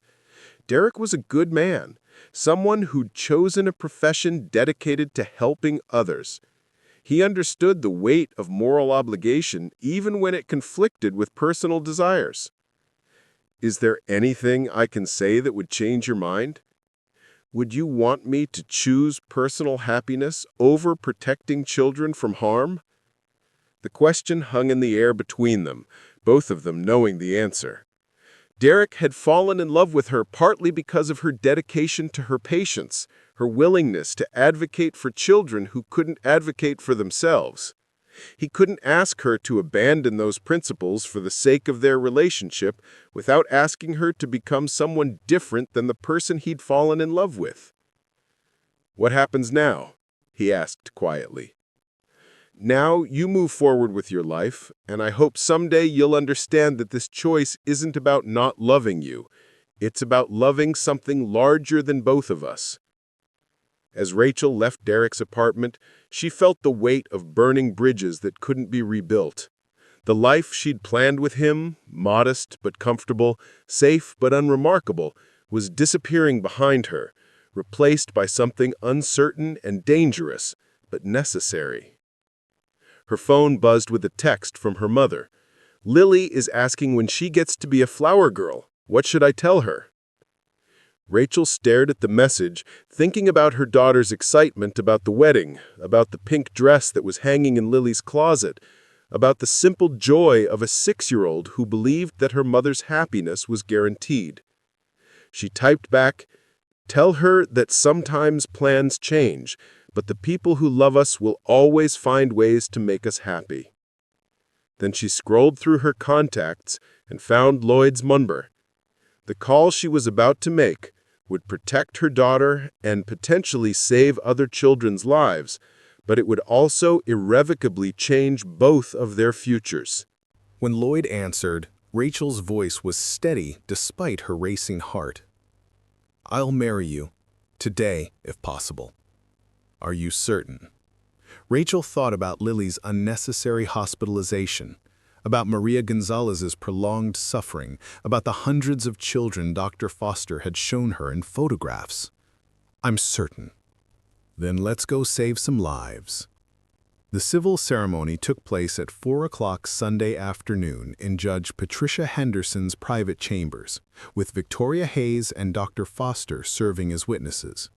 Rachel wore a simple navy dress she'd purchased that morning at Target, while Lily sat quietly in the corner wearing her pink flower girl dress, confused but trying to be helpful as her mother married a man she'd known for less than a week. "Mommy, is Mr. Lloyd going to be my new daddy?" Lily had asked during the drive to the courthouse. "Mr. Lloyd is going to help us stay safe," Rachel had replied, unable to explain the complexities of a marriage arrangement designed to protect them from corporate retaliation rather than celebrate romantic love. Now, as Judge Henderson pronounced them husband and wife, Rachel felt the surreal nature of her decisions settling over her like a heavy blanket. 48 hours ago, she'd been a single mother planning to marry her high school teacher boyfriend. Today, she was Mrs. Lloyd Martin, married to a millionaire in order to gain legal protection for testimony that could send powerful people to prison. Lloyd's kiss was brief and respectful, more like a business handshake than a romantic gesture. But when he knelt down to Lily's level afterward, his voice was gentle and sincere. "Lily, I know this is confusing, but I want you to know that I'm honored to be part of your family now. Your mom is very brave, and she's going to help make sure other kids stay healthy and safe." "Like the kids you take care of at the hospital, Mommy?" "Exactly like that, sweetheart." As they left the courthouse, Rachel's phone buzzed with a text from Derek. "I heard through mutual friends. I hope you know what you're doing. Despite everything, I want you to be happy." The message made her chest ache with recognition of what she'd sacrificed. Derek would never understand the full scope of why she'd made this choice, would never know that marrying Lloyd was the only way to protect their investigation into medical fraud that had harmed her own daughter. To him, she would always be the woman who'd abandoned their love for reasons he couldn't comprehend. Victoria Hayes had prepared a comprehensive legal package that went far beyond a simple marriage certificate. Rachel found herself signing documents establishing Lloyd as Lily's legal guardian in case of emergency, power of attorney arrangements that would protect her testimony from legal challenges, and financial agreements that transferred immediate control of $50,000 to her personal account. "The money is yours regardless of what happens with the investigation," Lloyd explained as she reviewed the documents. "This isn't payment for testimony. It's security for you and Lily that can't be taken away even if our marriage ends." When our marriage ends, right? This is a temporary arrangement to fulfill your wife's trust requirements and protect my ability to testify. Lloyd's expression grew complicated. "Rachel, the legal arrangement is for 3 years, yes, but we're going to be living together, raising children together, facing this investigation together. It's possible that what starts as a business arrangement might evolve into something more genuine." The suggestion made her uncomfortable, not because Lloyd was unappealing, but because she needed to maintain clarity about why she'd made this choice. She'd married him to protect children from medical fraud, not because she was ready for romantic love with someone she barely knew. "Lloyd, I need you to understand something. I'm grateful for your protection and support, but I'm not ready to think about this marriage becoming real in any emotional sense. I'm still processing the end of my relationship with Derek, and I need time to figure out who I am in this new situation. Of course, I'm not expecting anything beyond what we've agreed to. I just want you to know that I respect you, and I'm committed to supporting you through whatever challenges we face together." That evening, as Rachel and Lily settled into their new temporary home, a guest house on Lloyd's property in Paradise Valley, she tried to process the magnitude of how much her life had changed in a single day. The guest house was larger than the apartment she'd been renting, with a swimming pool, a garden, and views of Camelback Mountain that belonged on postcards. Lily was enchanted by the space, running from room to room and declaring each new discovery to be the most beautiful thing ever. But when bedtime arrived, she climbed into Rachel's bed instead of the perfect princess room Lloyd had arranged for her. "Mommy, is Mr. Lloyd going to be my new daddy?" Rachel pulled her daughter close, breathing in the familiar scent of her strawberry shampoo. "Sometimes grown-ups have to make decisions that feel sad but are the right thing to do. Is marrying Mr. Lloyd the right thing to do?" "I think so, sweetheart. Mr. Lloyd is going to help Mommy make sure other kids stay healthy and safe." "Like you help sick kids at the hospital?" "Exactly like that, sweetheart." As Lily drifted off to sleep, Rachel stared at the ceiling of her new bedroom, trying to reconcile the luxury of her surroundings with the danger of what she'd committed to do. Tomorrow morning, she would walk into Riverside Children's Hospital, knowing that Dr. Pemberton and Dr. Webb were planning to fire her. But instead of facing that termination as a vulnerable single mother, she would face it as Lloyd Martin's wife, with legal protection and financial resources that made professional retaliation much more complicated for her enemies. Her phone buzzed with a call from Senator Westbrook. "Mrs. Martin," the senator's voice carried a mix of satisfaction and urgency. "I understand congratulations are in order." "Thank you, Senator. Though I have to admit this feels more like joining a battle than celebrating a wedding." "That's an accurate description. Rachel, may I call you Rachel? We've received intelligence that suggests Meridian is planning to accelerate their timeline for silencing potential witnesses. Your termination meeting tomorrow is just the beginning." Rachel felt a chill. "What do you mean?" "We believe they're planning to initiate similar actions against other healthcare workers who've raised concerns about their protocols. Dr. Foster has identified at least 12 nurses and physicians across 4 states who could provide testimony about patient harm, and all of them are suddenly facing performance reviews or disciplinary actions. They're trying to destroy all the potential witnesses at once. Before we can officially launch our investigation, yes, which is why we need to move faster than we'd originally planned." Rachel sat up in bed, careful not to wake Lily. "What do you need me to do?" "We need you to record your termination meeting tomorrow. Document everything they say about your performance, their reasons for firing you, any threats or intimidation they might use. That recording will become crucial evidence of retaliation against whistleblowers." "Is that legal?"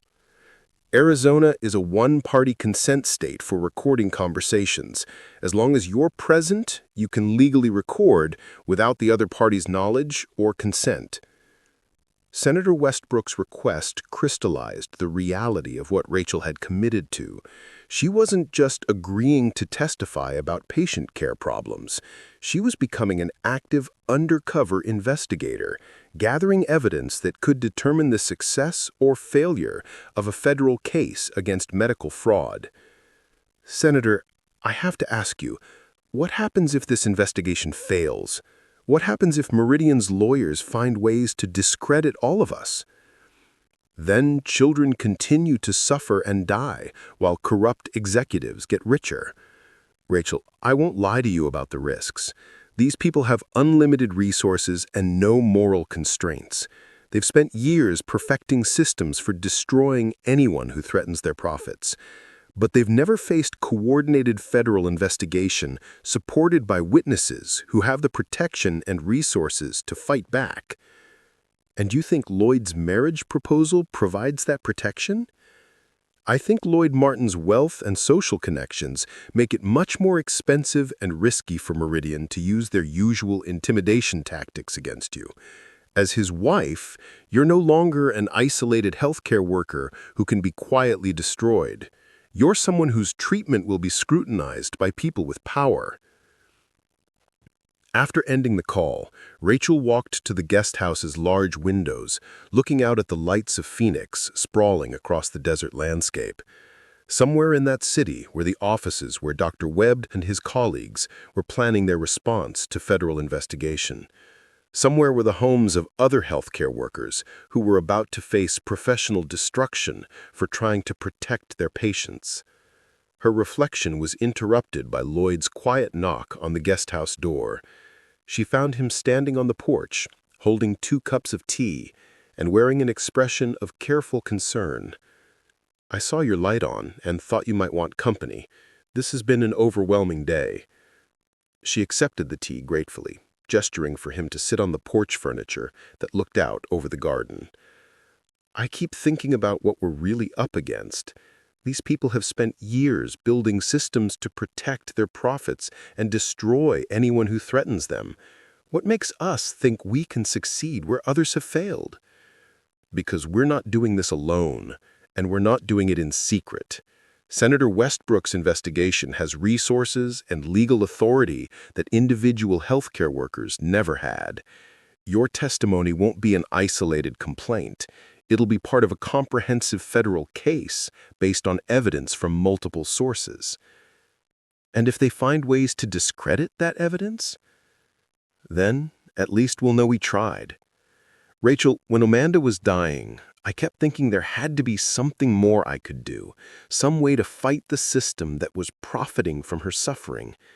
I felt helpless because I didn't understand how deep the corruption went or how to challenge it effectively. And now you do? Now I have resources, legal protection, and most importantly, a partner who understands the medical side of what we're fighting. Together, we might actually be able to make a difference." Rachel studied his face in the porch light, seeing determination mixed with grief and hope. "Lloyd, can I ask you something personal?" "Of course." "Do you think Amanda would approve of what we're doing? The marriage arrangement, the investigation, all of it?" His smile was sad but genuine. Amanda was a nurse before she became a mother. She understood that healthcare workers have a responsibility to protect patients, even when it's difficult or dangerous. I think she'd be proud that her death might prevent other families from experiencing what we went through. And the marriage part? Would she be okay with you marrying someone you barely know for legal protection? Amanda was also pragmatic about protecting the people she loved. If this arrangement keeps you and Lily safe while we expose medical fraud, I think she'd consider it a worthy use of the resources she left behind." They sat in comfortable silence for several minutes, listening to the night sounds of the desert and the distant hum of the city. Rachel realized that her relationship with Lloyd was unlike anything she'd experienced. Not romantic love, but something deeper and more purposeful. A partnership built on shared commitment to justice rather than personal attraction. "Tomorrow changes everything," she said finally. "Tomorrow we start fighting back," Lloyd agreed. "Are you ready?" Rachel thought about the recording device Senator Westbrook had provided, about the termination meeting that would officially begin her transformation from employee to whistleblower, about the federal investigation that would determine whether children continued to suffer from profit-driven medical care. "I'm scared," she admitted. "But yes, I'm ready." Good, because they're about to discover that silencing one vulnerable healthcare worker is very different from silencing someone who has resources, legal protection, and federal investigators backing her up. As Lloyd returned to the main house and Rachel prepared for what might be her last night of anonymity, realized that her choice to marry him had been about more than protection or money. It had been about refusing to let fear and isolation prevent her from doing what was right. Tomorrow, she would walk into that termination meeting as someone completely different from the single mother who'd been desperately trying to afford a wedding dress just a week ago. She would face Dr. Pemberton and Dr. Webb as Lloyd Martin's wife, as a federal witness, and as someone who finally had the power to fight back against the corruption that had harmed her daughter and countless other children. The battle for justice was about to begin, and for the first time since this ordeal started, Rachel felt ready to fight. Monday morning arrived with the harsh clarity of desert sunlight streaming through the guesthouse windows. Rachel woke at 5 a.m., her stomach churning with anticipation of the confrontation that would officially transform her from hospital employee to federal witness. The recording device Senator Westbrook had provided was no larger than a pen, designed to capture clear audio while remaining completely invisible when clipped inside her scrub pocket. Lloyd had offered to drive her to the hospital, but Rachel had declined. Walking into Riverside Children's Hospital as Lloyd Martin's wife would send a message she wasn't ready to deliver yet. Today, she needed to face Dr. Pemberton and Dr. Webb as herself, the pediatric nurse they'd tried to silence and destroy. The hospital felt different as she walked through the familiar corridors toward the administrative offices. Conversations seemed to pause as she passed, and several colleagues gave her curious looks that suggested news of her sudden marriage had already spread through the gossip network that connected every department. Jeanette Martinez caught her arm near the elevator. "Girl, what is going on? I heard you married Tommy Martin's father yesterday, but that can't be right because you're supposed to be marrying Derek next weekend." "It's complicated, Janet. I'll explain everything when I can." "Are you in some kind of trouble? Because if you need help—" "I'm not in trouble," Rachel said, touching her friend's hand. "But you might want to be careful about asking too many questions around administration for the next few days." Jeanette's expression shifted from curiosity to concern. "Rachel, what have you gotten yourself into?" Before Rachel could answer, Dr. Pemberton appeared at the end of the corridor, his expression grim as he spotted her talking with Jeanette. "Ms. Torres, my office, now." The use of her maiden name was deliberate, Rachel realized. By refusing to acknowledge her married status, Dr. Pemberton was attempting to maintain the fiction that she was still the vulnerable single mother they'd planned to destroy. "Actually, Doctor, it's Mrs. Martin now," Rachel said clearly, her voice carrying to the other staff members within earshot. "I got married yesterday." Dr. Pemberton's jaw tightened. "My office. We need to discuss your employment status." Rachel followed him down the corridor, acutely aware of the recording device capturing every word of their exchange. The administrative offices felt like enemy territory now, filled with people who'd collaborated in silencing healthcare workers who tried to advocate for their patients. Dr. Webb was waiting in Dr. Pemberton's office, accompanied by Linda Foster, the hospital's human resources director. The setup was clearly designed for intimidation. 3 authority figures versus 1 nurse, prepared to present a united front about her alleged performance deficiencies. "Please sit down," Dr. Pemberton said, gesturing to the single chair positioned to face their administrative tribunal. "I prefer to stand," Rachel replied, positioning herself where the recording device would capture all participants clearly. Dr. Webb opened a manila folder with theatrical precision. "Ms. Torres, we've called this meeting to discuss serious concerns about your professional conduct and adaptation to evidence-based care protocols."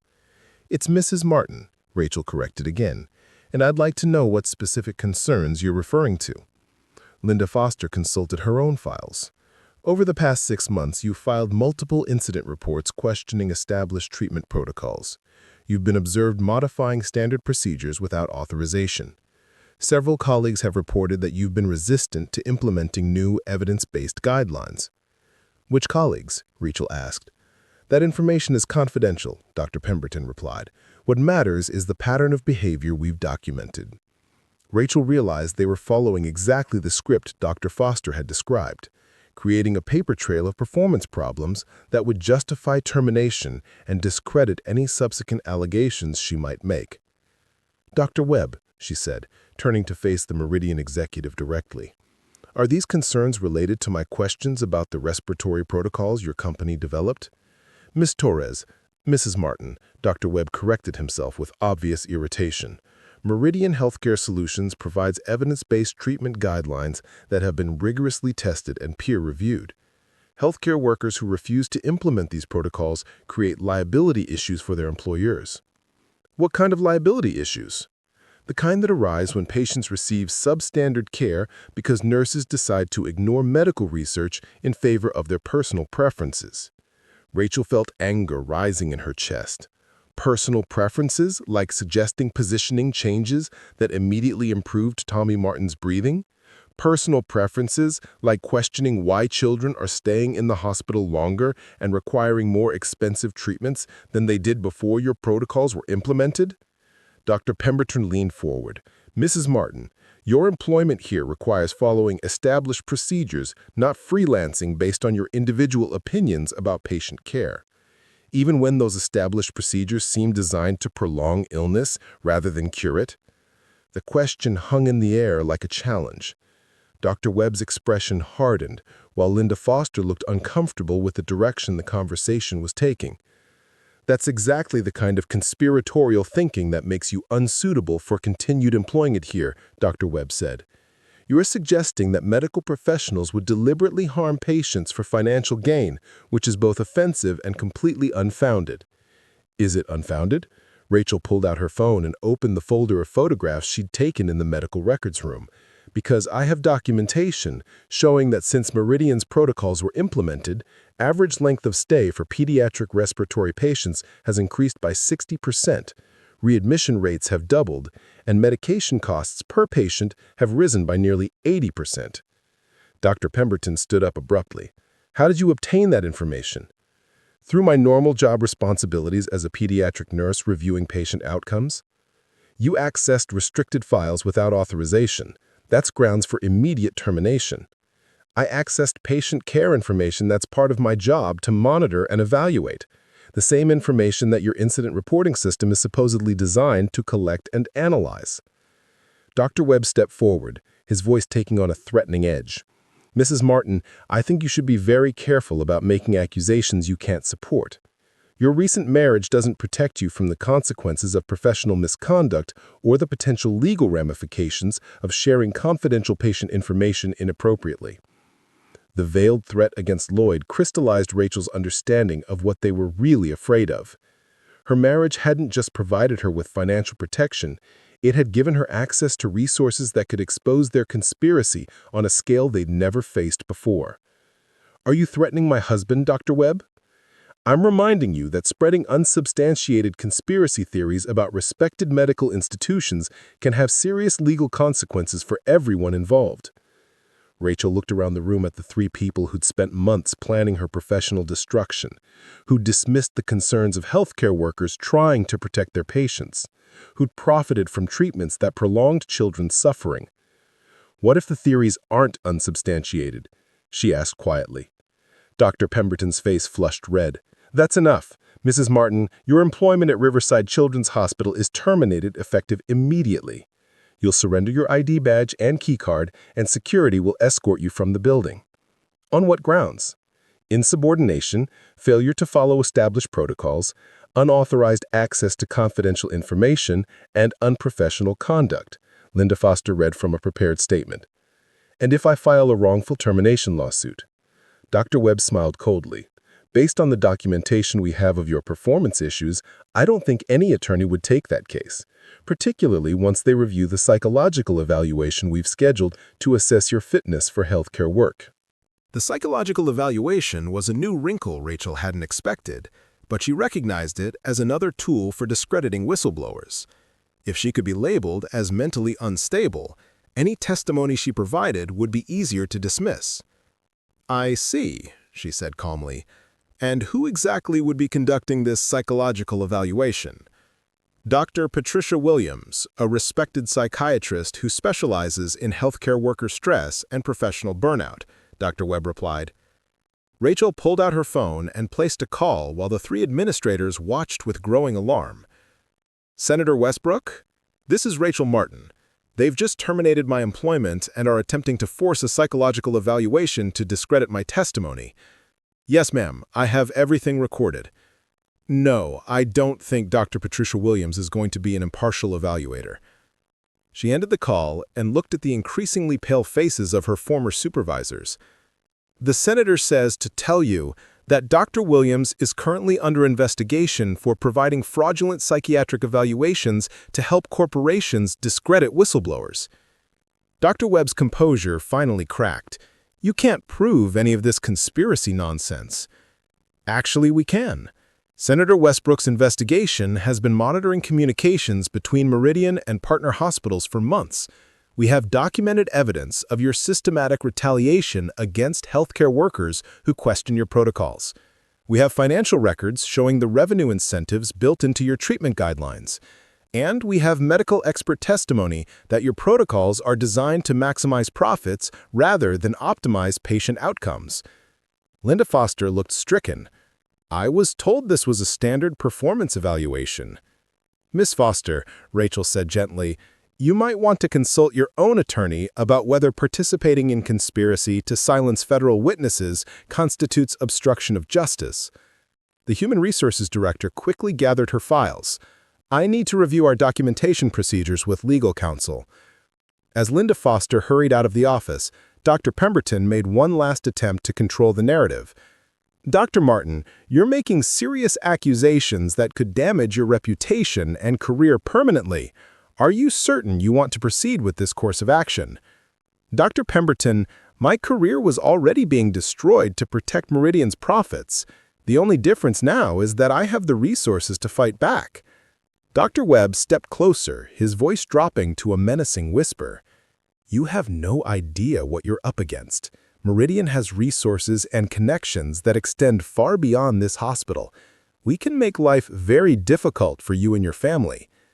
Rachel looked directly into his eyes, thinking about Lily's unnecessary hospitalization, about Maria Gonzalez's prolonged suffering, about all the children whose illnesses had been exploited for corporate profit.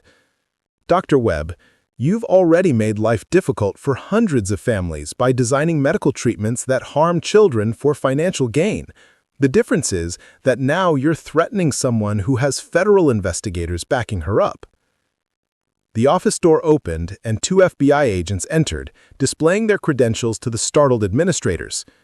"Dr. Marcus Webb, you're under arrest for conspiracy to commit healthcare fraud, obstruction of justice, and violation of federal whistleblower protection laws," the lead agent announced.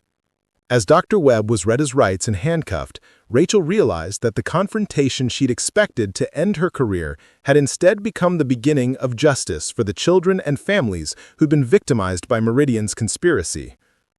Dr. Pemberton stood frozen as the second FBI agent approached him. Dr. Harrison Pemberton, you're also under arrest for conspiracy to commit healthcare fraud and retaliation against federal witnesses. Through the office windows, Rachel could see additional FBI agents moving through the hospital corridors, arresting other administrators, and securing documents that would become evidence in the federal case against Meridian Healthcare Solutions. The battle she'd been preparing to fight alone had become a coordinated federal operation that would finally hold accountable the people who'd profited from children's suffering. As the FBI agents led Dr. Webb and Dr. Pemberton away in handcuffs, Rachel thought about all the healthcare workers who'd been silenced before they could speak up, all the families who'd never known their children's treatments were designed to maximize revenue rather than promote healing. The recording device in her pocket had captured everything: the threats, the admission of retaliation, the conspiracy to discredit federal witnesses. But more importantly, the arrests happening throughout the hospital signaled that the age of impunity for medical fraud was finally ending. Rachel walked out of Riverside Children's Hospital for the last time, not as a fired employee, but as a federal witness whose courage had helped expose one of the largest healthcare fraud conspiracies in Arizona's history. The fight for justice was far from over, but for the first time since this ordeal began, Rachel felt certain that the children who came after would receive medical care designed to heal them, not exploit them.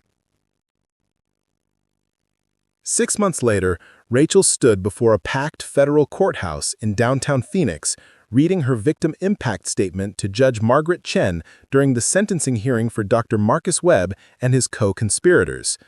The courtroom was filled with families whose children had been harmed by Meridian's fraudulent protocols, healthcare workers who'd been silenced for trying to speak up, and reporters documenting what had become the largest medical fraud prosecution in Arizona's history.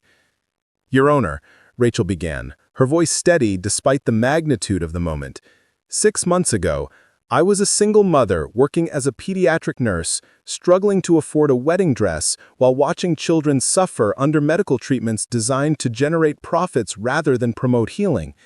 Today, I stand before you not just as someone who helped expose this conspiracy, but as a representative of every healthcare worker who chose courage over comfort, truth over safety."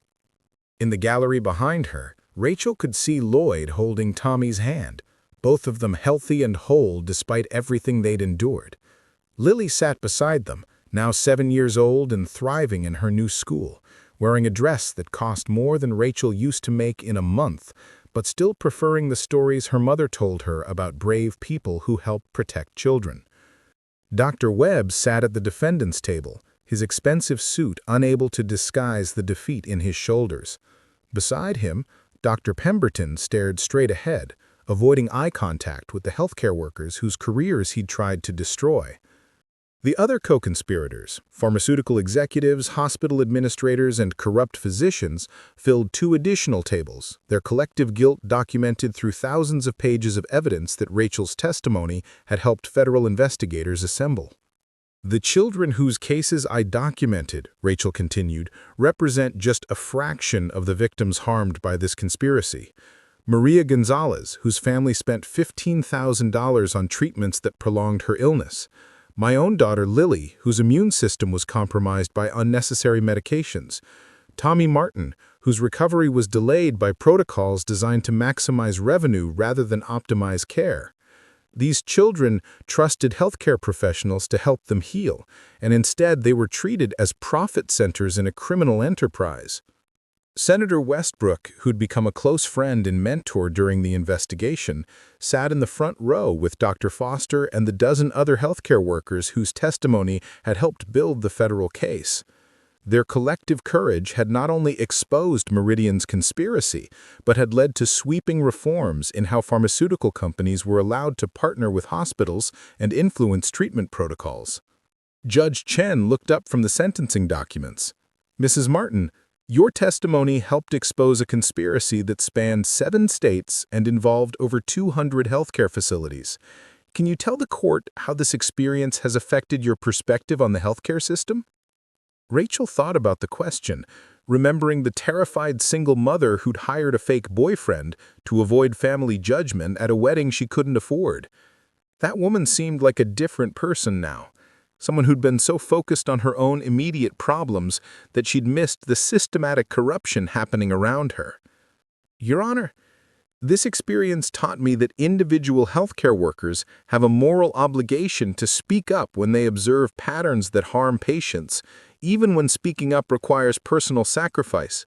But it also taught me that individual courage isn't enough. We need institutional protections for whistleblowers, transparent oversight of pharmaceutical company partnerships with hospitals, and accountability measures that prioritize patient welfare over corporate profits. The investigation had revealed that Meridian's conspiracy extended far beyond the respiratory protocols Rachel had questioned. The company had systematically designed treatment guidelines across multiple medical specialties to maximize insurance reimbursements and extend patient stays, generating over $40 million in fraudulent billing while causing measurable harm to thousands of patients. Dr. Webb's sentencing memo, filed by his attorneys in a desperate attempt to minimize his prison time, had attempted to portray him as a well-intentioned physician who'd been misled by corporate pressure. But the evidence told a different story. Emails showing him celebrating revenue increases generated by prolonged patient suffering, recorded conversations where he discussed strategies for silencing healthcare workers who questioned profitable protocols, and financial records documenting the millions he'd received through Meridian's conspiracy. Dr. Webb, Judge Chen said, turning to address the defendant directly, "You were entrusted with developing medical treatments to help heal children. Instead, you created protocols designed to exploit their illnesses for financial gain. Your actions betrayed not just individual patients, but the fundamental trust that families place in healthcare professionals." Dr. Webb's attorney attempted to speak, but the judge held up her hand. "Furthermore, your systematic retaliation against healthcare workers who tried to protect their patients represents a particularly egregious violation of public trust. Nurses like Mrs. Martin put their careers at risk to advocate for children under their care, and you responded by trying to destroy their livelihoods and reputations." The sentences, when they came, reflected the severity of the crimes and the scope of the harm caused. Dr. Webb received 18 years in federal prison and was ordered to pay restitution of $12 million to affected families. Dr. Pemberton received 8 years for his role in the conspiracy and his participation in retaliation against whistleblowing healthcare workers. The other defendants received sentences ranging from probation to 15 years, depending on their level of involvement in the fraud. But for Rachel, the most meaningful outcome wasn't the prison sentences. It was the systemic changes that had resulted from the investigation. New federal regulations now required independent oversight of pharmaceutical company partnerships with hospitals. Healthcare workers who reported concerns about patient care had new legal protections against retaliation. And Meridian Healthcare Solutions had been disbanded, its assets liquidated to provide restitution to affected families and fund research into ethical healthcare practices. After the sentencing hearing, Rachel found herself surrounded by reporters wanting to know about her remarkable transformation from struggling single mother to federal witness whose testimony had brought down a massive conspiracy. "Mrs. Martin, what would you say to other healthcare workers who might be observing concerning patterns but are afraid to speak up?" one reporter called out. "I'd say that staying silent doesn't protect you. It just enables the harm to continue. The people who tried to silence me and other healthcare workers weren't interested in our compliance. They were interested in our complete submission to systems that prioritized profits over patients. Speaking up was the only way to protect both the children we care for and our own professional integrity." Another reporter pressed further. "Your marriage to Lloyd Martin has been characterized as a business arrangement designed to provide legal protection for your testimony. How would you describe your relationship now?" Rachel looked across the courthouse steps to where Lloyd was helping Tommy and Lily feed pigeons near a fountain. Over the past 6 months, their arrangement had evolved into something neither of them had expected. Not romantic love, but deep friendship and mutual respect built on shared values and common purpose. Lloyd and I began our marriage as partners in seeking justice for his late wife and protection for vulnerable witnesses, she said. We've discovered that partnership based on shared principles can be just as meaningful as relationships based on romantic attraction. We're raising our children together, running a nonprofit organization together, and building something that honors the memory of the people we couldn't save while protecting the people we still can. The Martin Family Foundation for Healthcare Ethics had become Rachel's full-time occupation, providing legal and financial support for healthcare workers who wanted to report concerns about patient care. The organization had already helped dozens of nurses and physicians speak up about questionable practices at their hospitals, creating a network of protected witnesses who could document patterns of abuse without facing career destruction. Dr. Foster had become the foundation's medical director, using her experience with Meridian's retaliation tactics to develop support systems for healthcare workers facing professional pressure.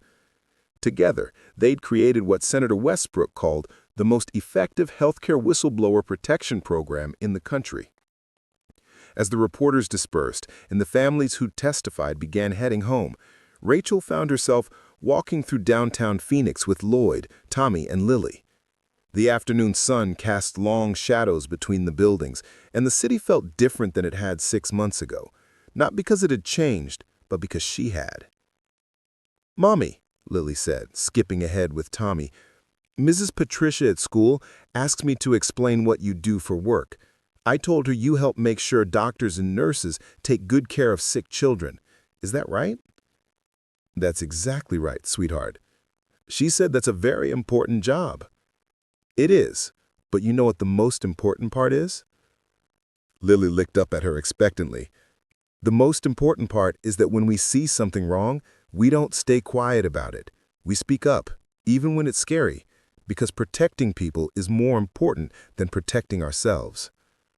Lloyd smiled at the conversation. That's a lesson Amanda would have wanted both our children to learn. As they reached the parking garage where Lloyd's car waited, Rachel reflected on how dramatically her life had changed since the desperate morning when she'd called an escort service looking for a fake boyfriend. She'd thought her biggest problem was affording a wedding dress, but she had actually been living with a much larger problem, a healthcare system corrupted by people who saw children's illnesses as business opportunities. "Do you ever regret the choice you made?" Lloyd asked as they buckled the children into their car seats. Rachel thought about Derek, who'd eventually understood why she'd made the decision to postpone their wedding and had gone on to marry a fellow teacher who shared his simple dreams of a comfortable life. She thought about the apartment she'd left behind, the financial struggles that had defined her existence, the wedding dress she'd never been able to afford. "I regret the pain I caused Derek," she said honestly. "I regret that Lily had to go through such dramatic changes in her life. But I don't regret choosing to fight for something larger than my own immediate comfort. Even knowing what we know now about how dangerous it could have been, especially knowing that, Lloyd, we helped save hundreds of children from unnecessary suffering. We created protections for healthcare workers who want to do the right thing. We held accountable people who thought they were untouchable because of their wealth and power." As they drove through Phoenix toward their home in Paradise Valley, Rachel realized that her story had become something she'd never expected. Not just a tale of personal transformation, but a demonstration that ordinary people could challenge corrupt systems when they had support, resources, and the courage to act on their convictions. The guest house where she and Lily had first lived had been renovated into offices for the Martin Family Foundation.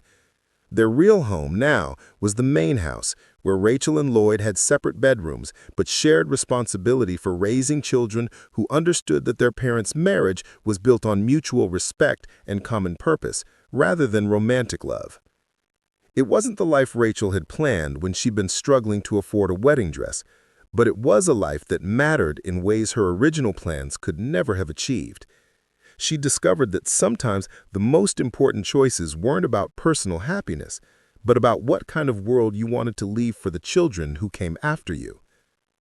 That evening, as Lily and Tommy played in the garden while Lloyd prepared dinner, Rachel stood at the kitchen window thinking about all the families whose children would receive better medical care because healthcare workers now had protections that allowed them to speak up about concerning patterns.